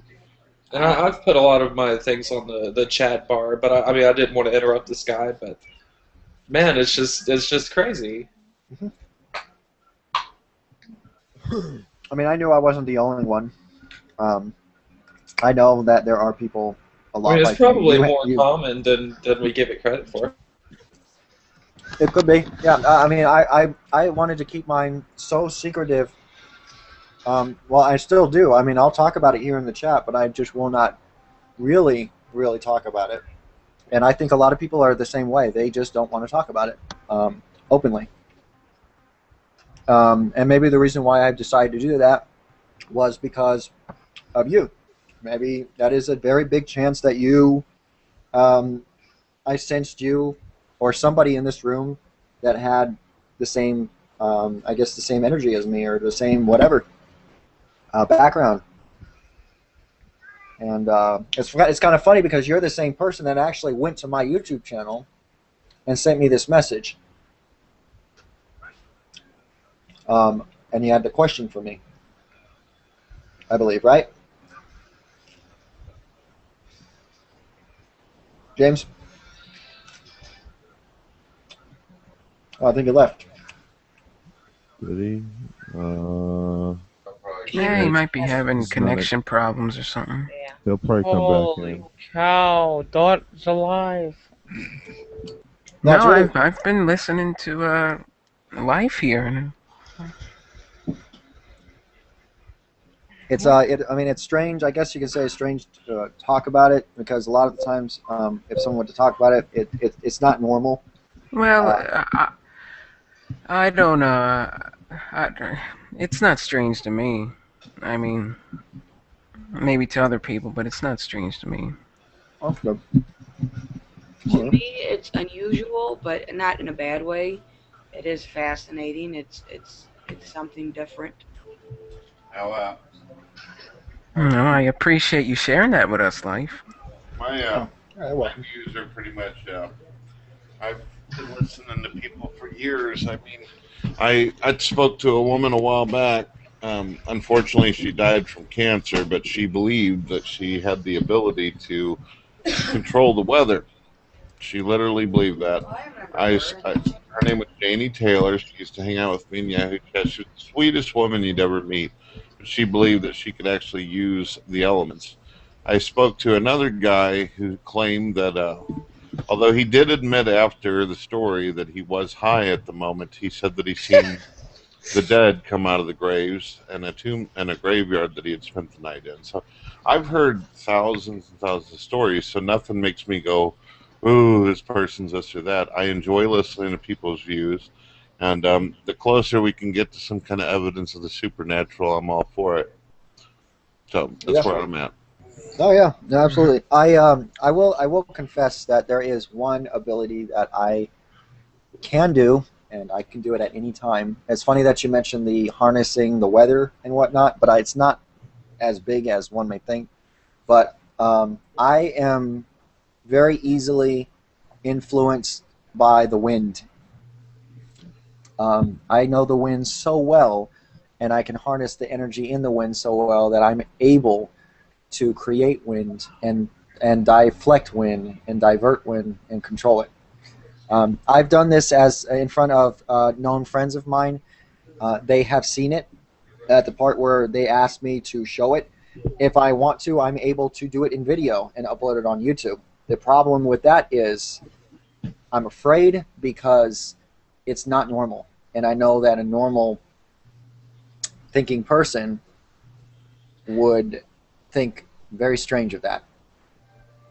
In your view, do you have, in your view, hypothetically, do you feel that you have the ability to be able to make the wind come from out of nothing? Or does it have to come from a direction or somewhere? I can make it come out of nothing. It's not like, so for example, all wind is fast moving energy. And so with that said, it's energy and friction. If it's a very calm night, it's not like I can take the wind in an entire city and make it windy in the city. That's going to take a lot of energy to do. What I can do is create a funnel about 2 feet thick, and I can divert the funnel into wherever it is that I want to go. All right. And everyone around it's going to be calm. No wind. Okay. If you're interested, you don't have to do this. I'm not putting you in the hot seat. But would you be able to take a clear glass, fill it up halfway with water, put a book over it, and see if you could concentrate on making wind appear within the glass, causing the water to ripple a little bit in the glass? Yeah, I'm actually very confident that I can do that. Well, if you want to turn on your webcam and do that, I'll put you on the big Titan screen and we'll take a look, see what's going on here. Well, the things that I would do as far as I can easily do that, but on webcam I don't feel like it would be, if I do something, I would want to do it and people not to think that it was fake.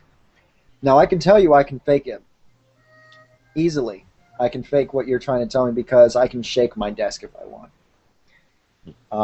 And that would be totally something that I can do to fake it. So if I even do it on webcam, there's still questionable doubt, even so. All right. I can easily, I can't do it on video, but it's just come to the point where I've been able to perform these things in front of people that are with me or that know that their surroundings, they can actually see around. Like I said, I would love to do it, but there are so many easy ways to trick it,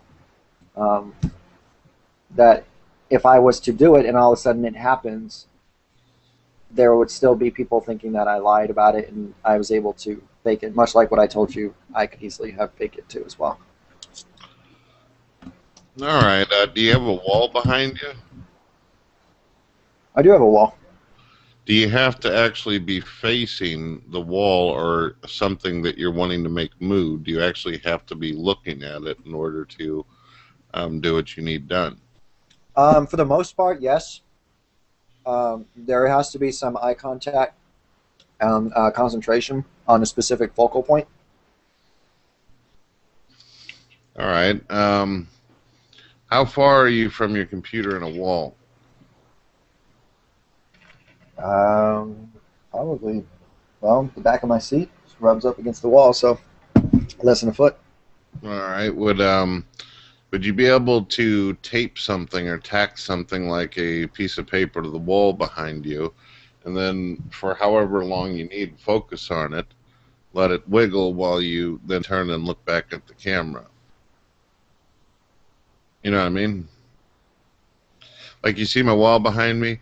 Let's say I put like a piece of paper, I tape something on there, and then, whatever you're going to do, habba-gadabra or whatever, fuck shit starts moving on the wall thing for us from a distance to where we can easily say that you had no real way of touching it or doing something. I would have to see what I would have to put on the wall.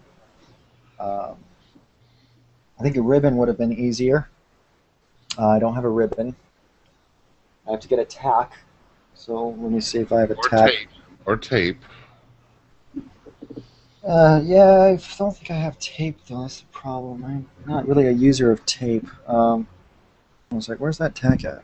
I know I have thumbtacks around here. And then I would figure out what it is that I want to move. Hold on, let me look for something. Okay. All right.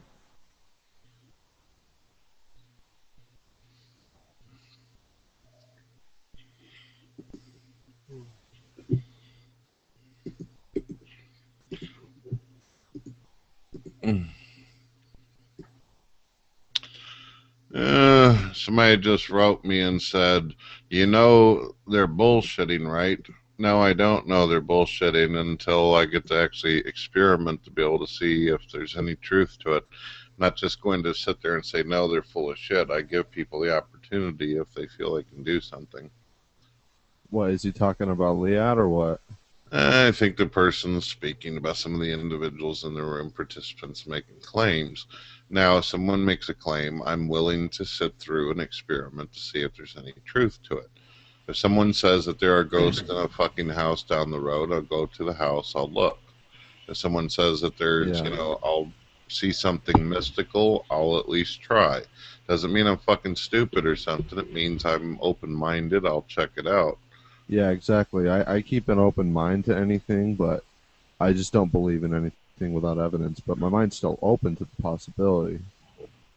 You know. Well, if the guy can do it, he can do it. I just have James Randi's point of view on things where it's probably bullshit. Well, James Randi offers $1 million to anybody who can make something happen. Now, if Camp can do this, Camp can literally become a rich man. Because if I see him do this and I believe it's not some kind of magical illusion or, there's some truth to this, I would recommend that he go and show this. Mm-hmm. Well, the thing is, if he can't do it now, it doesn't mean that he hasn't done it before. Well, yeah, I'm not going to sit there and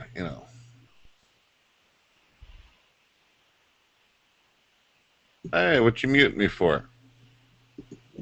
Who muted you? I wasn't looking at the screen. Looked like Camp muted me, as well as Mr.com. Everybody muting everybody up in this bitch. Camp, obviously you're there, or are you going to be able to post something on the wall and see if this can be done?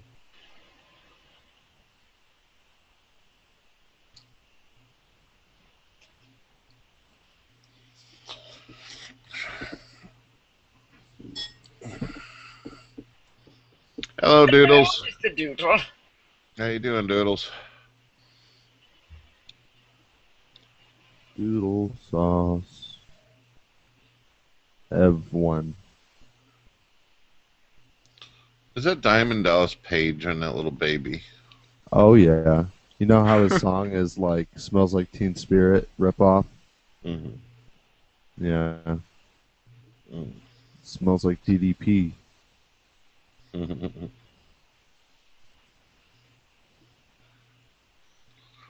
Crazy. Hey, Dot. Mm-hmm. Just tell him you're all ready for the duty. I'm not getting toilet paper jokes at all.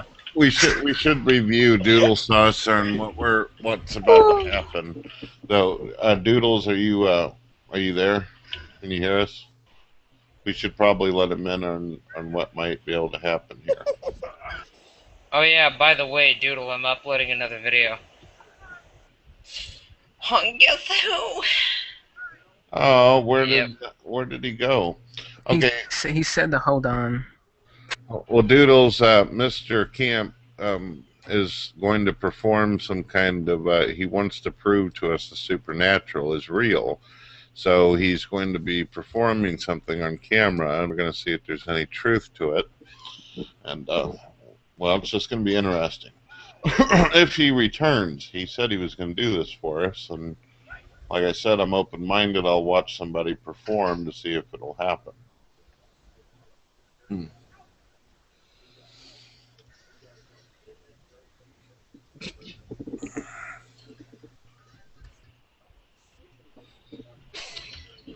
Well, come on, Camp, if you're out there listening, we need you to return. Yeah, I'd be shocked as shit. I've never in my entire life have seen anything that would make me entertain the supernatural. I've seen Chris Angel and David Copperfield, but this is, stuff that people have taken years and years to sketch out shit. Somebody can literally sit down, have something sitting on the wall behind them, and go like this or whatever, and the shit start moving. That would be interesting. I want to see it. Hello. Fucking goddamn son of a bitch, bastard, son of a bitch. What happened? I got I'm 15 mad. My bucks, computer Steam fucks up.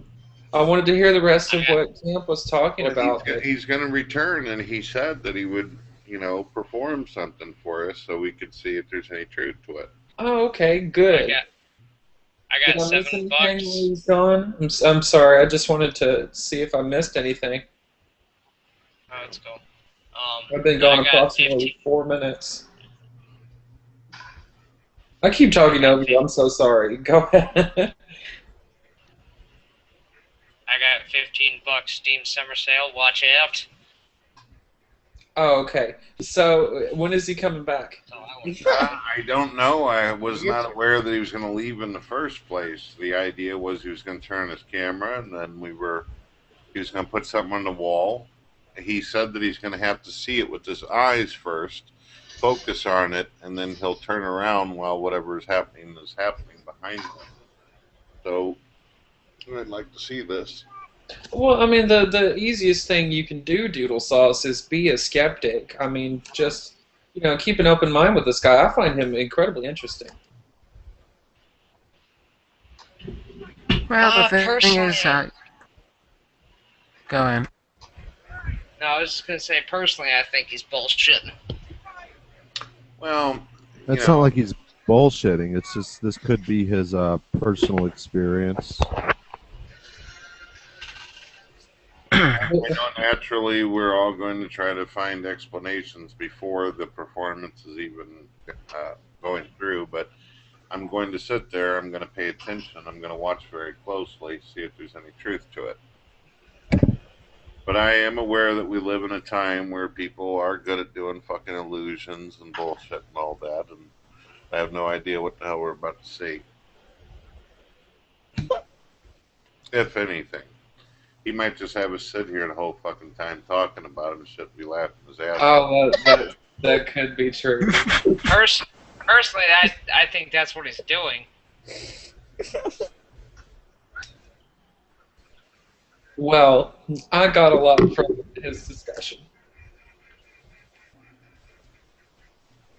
Well, I think anything is possible, and even if he can't do it now, that still doesn't mean to me that it hasn't been done before by him. So I've heard people say that before.com. Anything's possible. I guarantee that if I were to tell you to climb up on a 5-story building and see if you can fly, this most likely wouldn't be the case. Am I right? no. Okay, because you don't think it's possible. Mr. You do not believe everything's possible, right? So, Mr. Smith, Mr. Camp, are you interested in doing this? He's gone. Oh, jeez. I think he's. I still think he's just laughing his ass off. Well, he's trying. No, I don't think that.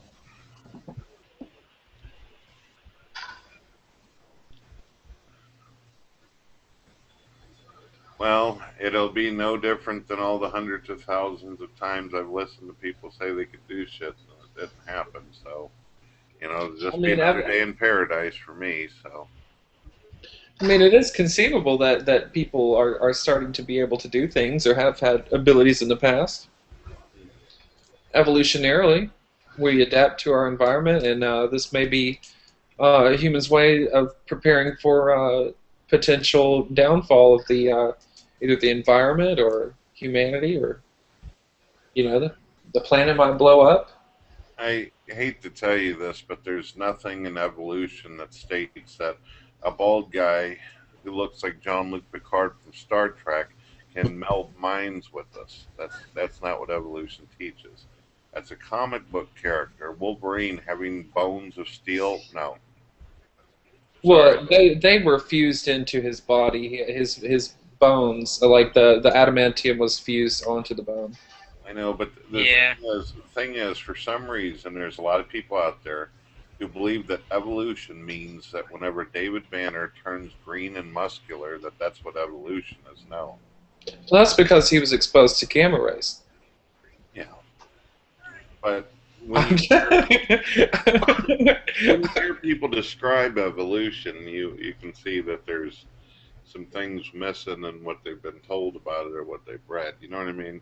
Oh yeah, I mean within a reasonable level, there's only so much that you can adapt to. But I actually had a Christian once sit there and say, "If fucking evolution's true, then how come cows don't turn into butterflies and all this other shit?" What the fuck are you talking about, man? Holy. Fire. Okay, now, that's just I have a total question. alchemy. Anybody in here ever get Fallout New Vegas? Yeah, I actually have it on Steam. How good is it? It's pretty good. If you do the main quest right away, though, you could beat the game within a couple days' time. But if you want to enjoy yourself and really immerse and try to do all the quests, then it can be a quite a fulfilling game. I prefer Fallout 3 though over Vegas. All right, I'm back. Would you think that it's worth $2.49? $2.49. Hey, life. Well, you got a deal. Fucking get it. It's good. All right, I'm back. Hey, Brett. Yeah. We're gonna save this for another night. Something important just came up. No. Daniel is gonna kill himself. So Daniel, Mr. Repzion, we need to call the police and have them pick him up so they can 5150 him or whatever. What? Oh wow! What the hell? Whoa! Is it on his Twitter? No, it's on a video that he's uploaded, and it's a disgusting video. And we need to call the police to have them pick him up. Now, Doodle, I understand you're in this. You need to keep quiet about this. The police are going to be showing up tonight at his house. We need to find out where he lives, because I forget where he lives. We need to call his police department. We need to tell them about the video we saw. And he is going to kill himself. He wants to kill himself. Is it on his main page? And it's not normal behavior. So, Doodle, please do not tell. Huh? Is it on his main No, it's on YouTube page? Human Reptile. Is It's it on his personal. Oh, It's on his okay. blog page. Wait, I'm gonna watch it. I'm gonna meet you guys. Give me a link, please. Yeah. Just mute. Well, now me. it's unlisted. I know. I just want to make sure that this is real. Wait, no, Human Reptile isn't a YouTube page. Yeah, it's unlisted. That's good. I already downloaded it anyway. But for him to upload a video like this, you have to reserve the fact that he's suicidal.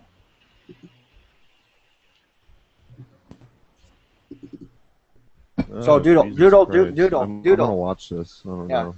Doodle, you have to do me a favor. You cannot tell anybody our plans. We have to get help for him. Oh, wait a second. Okay, let me watch the Okay, video all right. and then come to my own conclusion. Because he's going to run from the cops if that's the case. The police will take him to a mental hospital. They'll hold him for 72 hours. They'll evaluate him. They'll talk to him. He can get the help he needs. So let's get this out of the way. Comments are disabled because I don't want to hear what you have to say to me. There's nothing you can say to me to change my mind. I guarantee you that. Anything you say to me, I've already heard 1,000 times.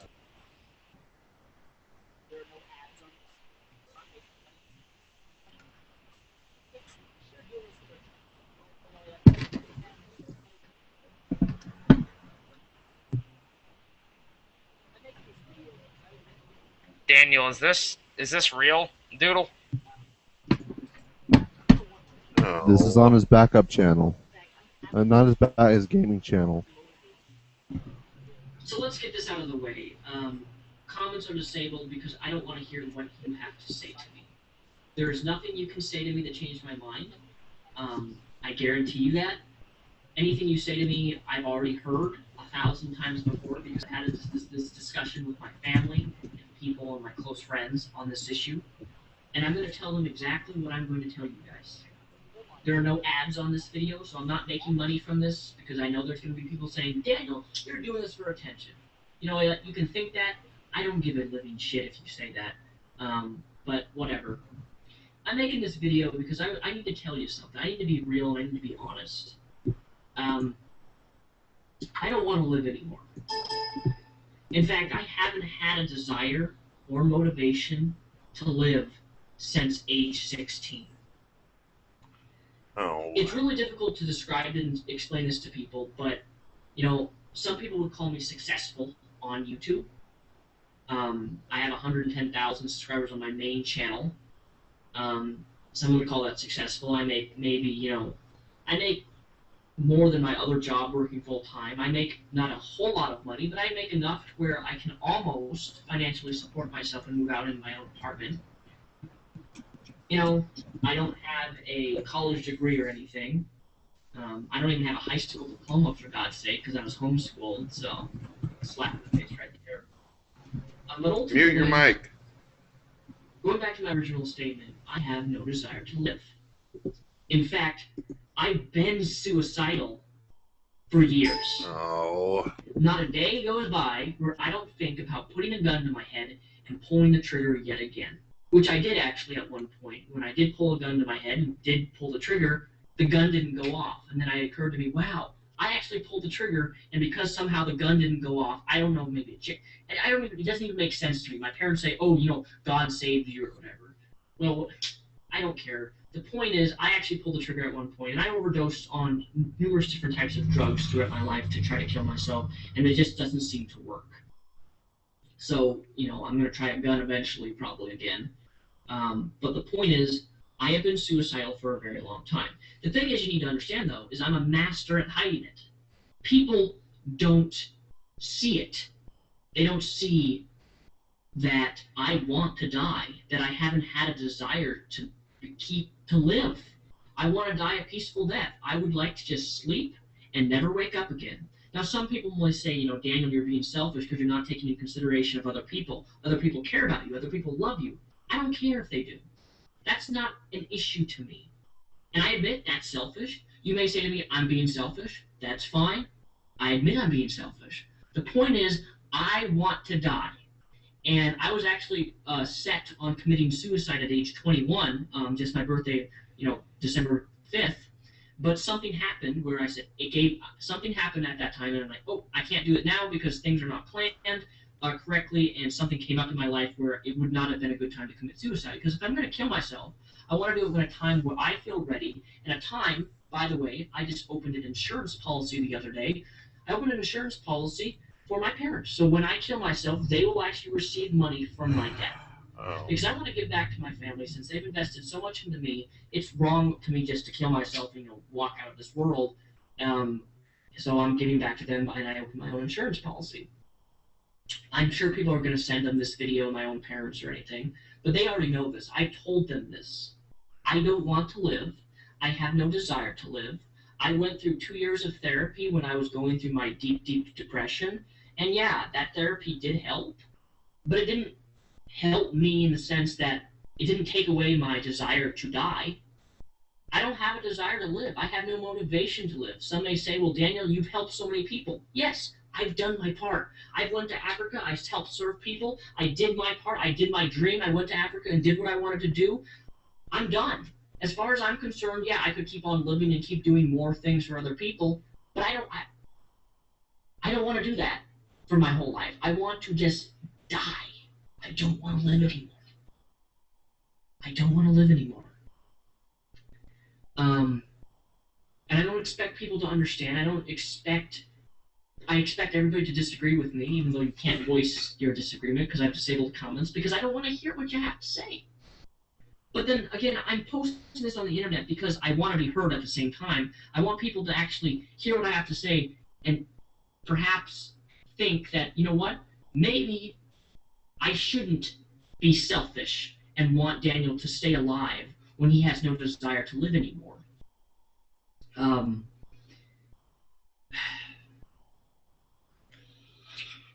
don't really know how else to word it like that. There's nothing anyone could say to me to change my mind about wanting to die. So I've set a date. I told my parents, I told them this just yesterday, and my dad thinks I'm joking. My mom knows I'm not. I said I will be dead by 25. I mean that. I'm sincere. I mean that I will be dead. I was planning on doing that at 21, but then things occurred, and I said, I need to wait more, and I need to plan some stuff ahead of time that when I die, people are not completely left in the dust, and that now my parents can get money off my death and things like that. Nothing you say can change my mind. Nothing. The only thing that could possibly change my mind is if a certain situation, a certain event happened. But it won't. That event will never happen. It won't happen. That one event would give me more value. That would give me value to live because, all my other previous times, I haven't committed suicide is due to the fact that I had a reason. I had a value system. Like I had a value. I had a reason to live because I was doing something, or I was doing something that gave me value for my life. And those things that once gave me value for my life, they're no longer applicable because things have changed. I've seen too much pain in my life. I've seen too much stuff happen, and I just don't want to live. And I can't. I'm going to keep repeating. I don't have a desire to live. So what are you going to say to me when I say that I have no desire to live, I don't want to live, and I want to die a peaceful death? What are you going to say to me? I don't know what I would say to someone who says they want to die.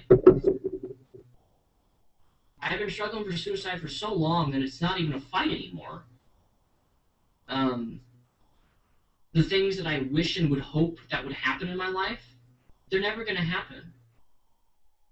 The friends that I've made, I care about my friends, but ultimately I care more about myself because I care about myself more than I care about them because it's how I feel and what I want for me, not what they want. You may say that's selfish, so be it. I don't care. I don't want to live. I have no motivation to live. Fake. I can continue making videos on my main channel like I would always do, but I just want to let people know that I'm serious by the words that I'm speaking right to you right now. And I'm sure people are going to hear this video and say, Daniel's attention whore, Daniel's trying to get attention and wants people to feel sorry for you. Fuck your pity. I don't want people to feel sorry for me. I don't want people thinking anything besides Daniel doesn't want to live anymore. And I should respect that. That's all I ask is respect. That's all. Respect my decision that I want to die, and I want to die peacefully by age 25, or even earlier than that. So, that's all I really have to say.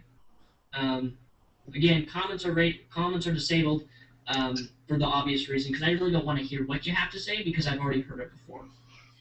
So, anyways, peace. Okay. I'm going to tell you why this is bullshit. And I'm not trying to be offensive, and I'm not trying to be edgy and controversial. But I'm suicidal. I've been suicidal for years now. I'm telling you, and a lot of my friends are suicidal as well. None of my friends that have attempted suicide, none of my friends that have wanted to commit suicide, made a fucking video, told anybody about it. Not one.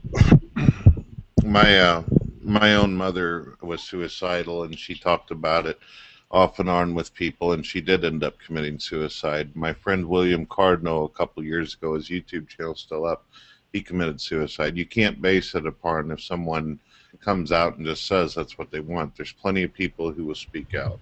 Well, here's the thing. I was at one point friends with Daniel, good friends. We were always talking, and I even knew that he was suicidal in the past. So that's why I am going to take this serious. Also, I was suicidal as myself. I was suicidal. What stopped me from becoming suicidal was at one point when I was ready to deliver.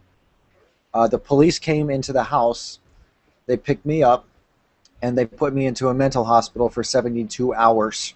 And within that 72 hours, I had time to think about what I was really doing. And I think at this point, somebody needs to call the police. They need to tell the police about this. This is evidence. And the police need to pick him up and they need to take him to a mental hospital for 72-hour evaluation. And that's going to teach Daniel a lesson. Honestly, okay. Back when I was like major suicidal, like I was ready to pull the trigger, the only thing stopping me from pulling the trigger was I don't have a gun in my house.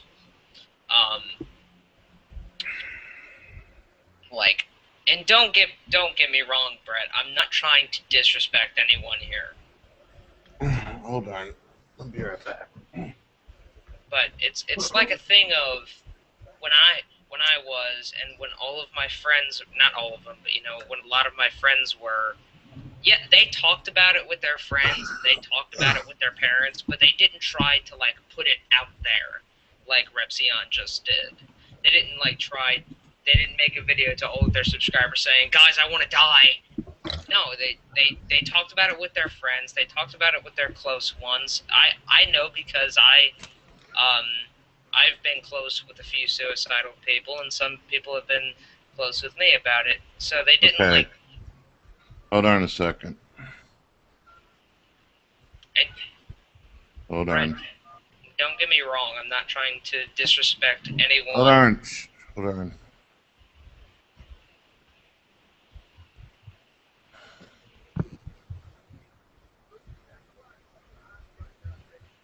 Oh, sorry. That's right. I was talking to Brett. I think what Brett's doing is he has experiences in this, and I don't think he wants to take another chance. If there's an opportunity to Hello? act. Yes, there is a person on the internet that has made a video saying that they want to commit suicide. The user's name is MRREPZION. It's a young man. He's stating that he's tired of life, that he wants to kill himself, that he's not going to listen to.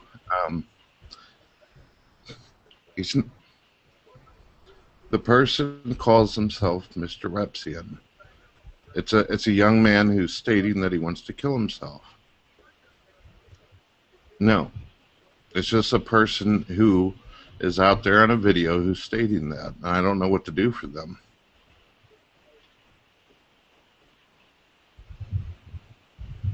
Excuse me?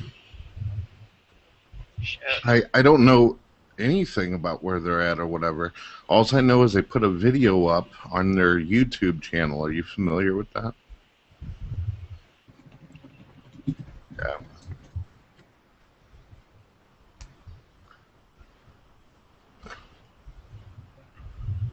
Hold on a second.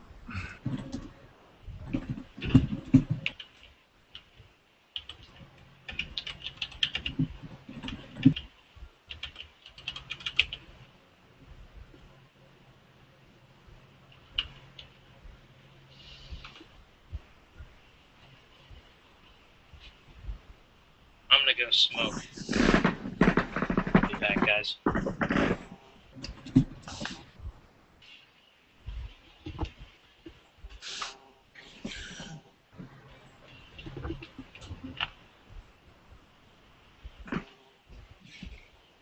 You still there, Dot? And if Brett gets back and wants to tell me off, tell him that I'm out having a smoke, and he can tell me off all he fucking wants when I get back. Okay. Yeah, Well, I'm here. I don't know that he's pissed at you. I think he was just. Well, it's something that's close to him. He understands. Yeah. To be honest with you, it's not nothing that I would take lightly either. Well, I don't know. I don't know. Yeah, you don't. I, you don't. You don't I mean, talk for like. some people, I believe that there are some people who genuinely have a desire to die, and it's not something. I'm not necessarily saying that this guy is the case. My my my dad's dad killed himself because he was a schizophrenic, and before he did, he tried to get people to. He was talking to I don't know, a neighbor or something. Was trying to get the neighbor to take him somewhere, and the neighbor told him he couldn't, and it was like his last ditch effort for a reason not to do it. You know. Mm-hmm. Not nothing to joke about.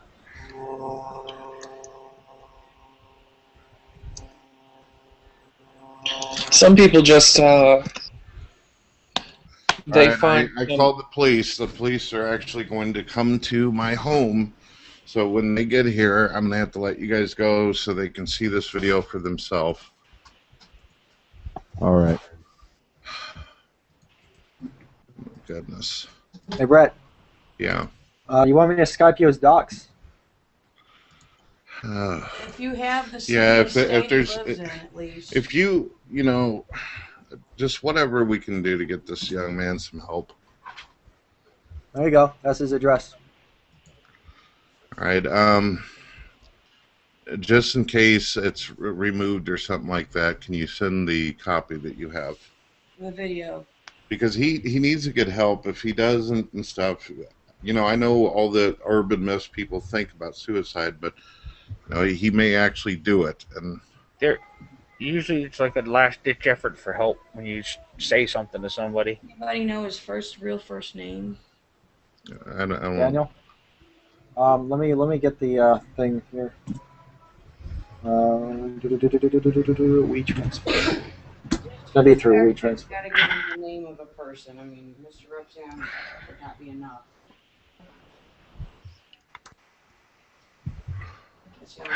I would advise you to end the broadcast. I'm going to end it right now. Okay.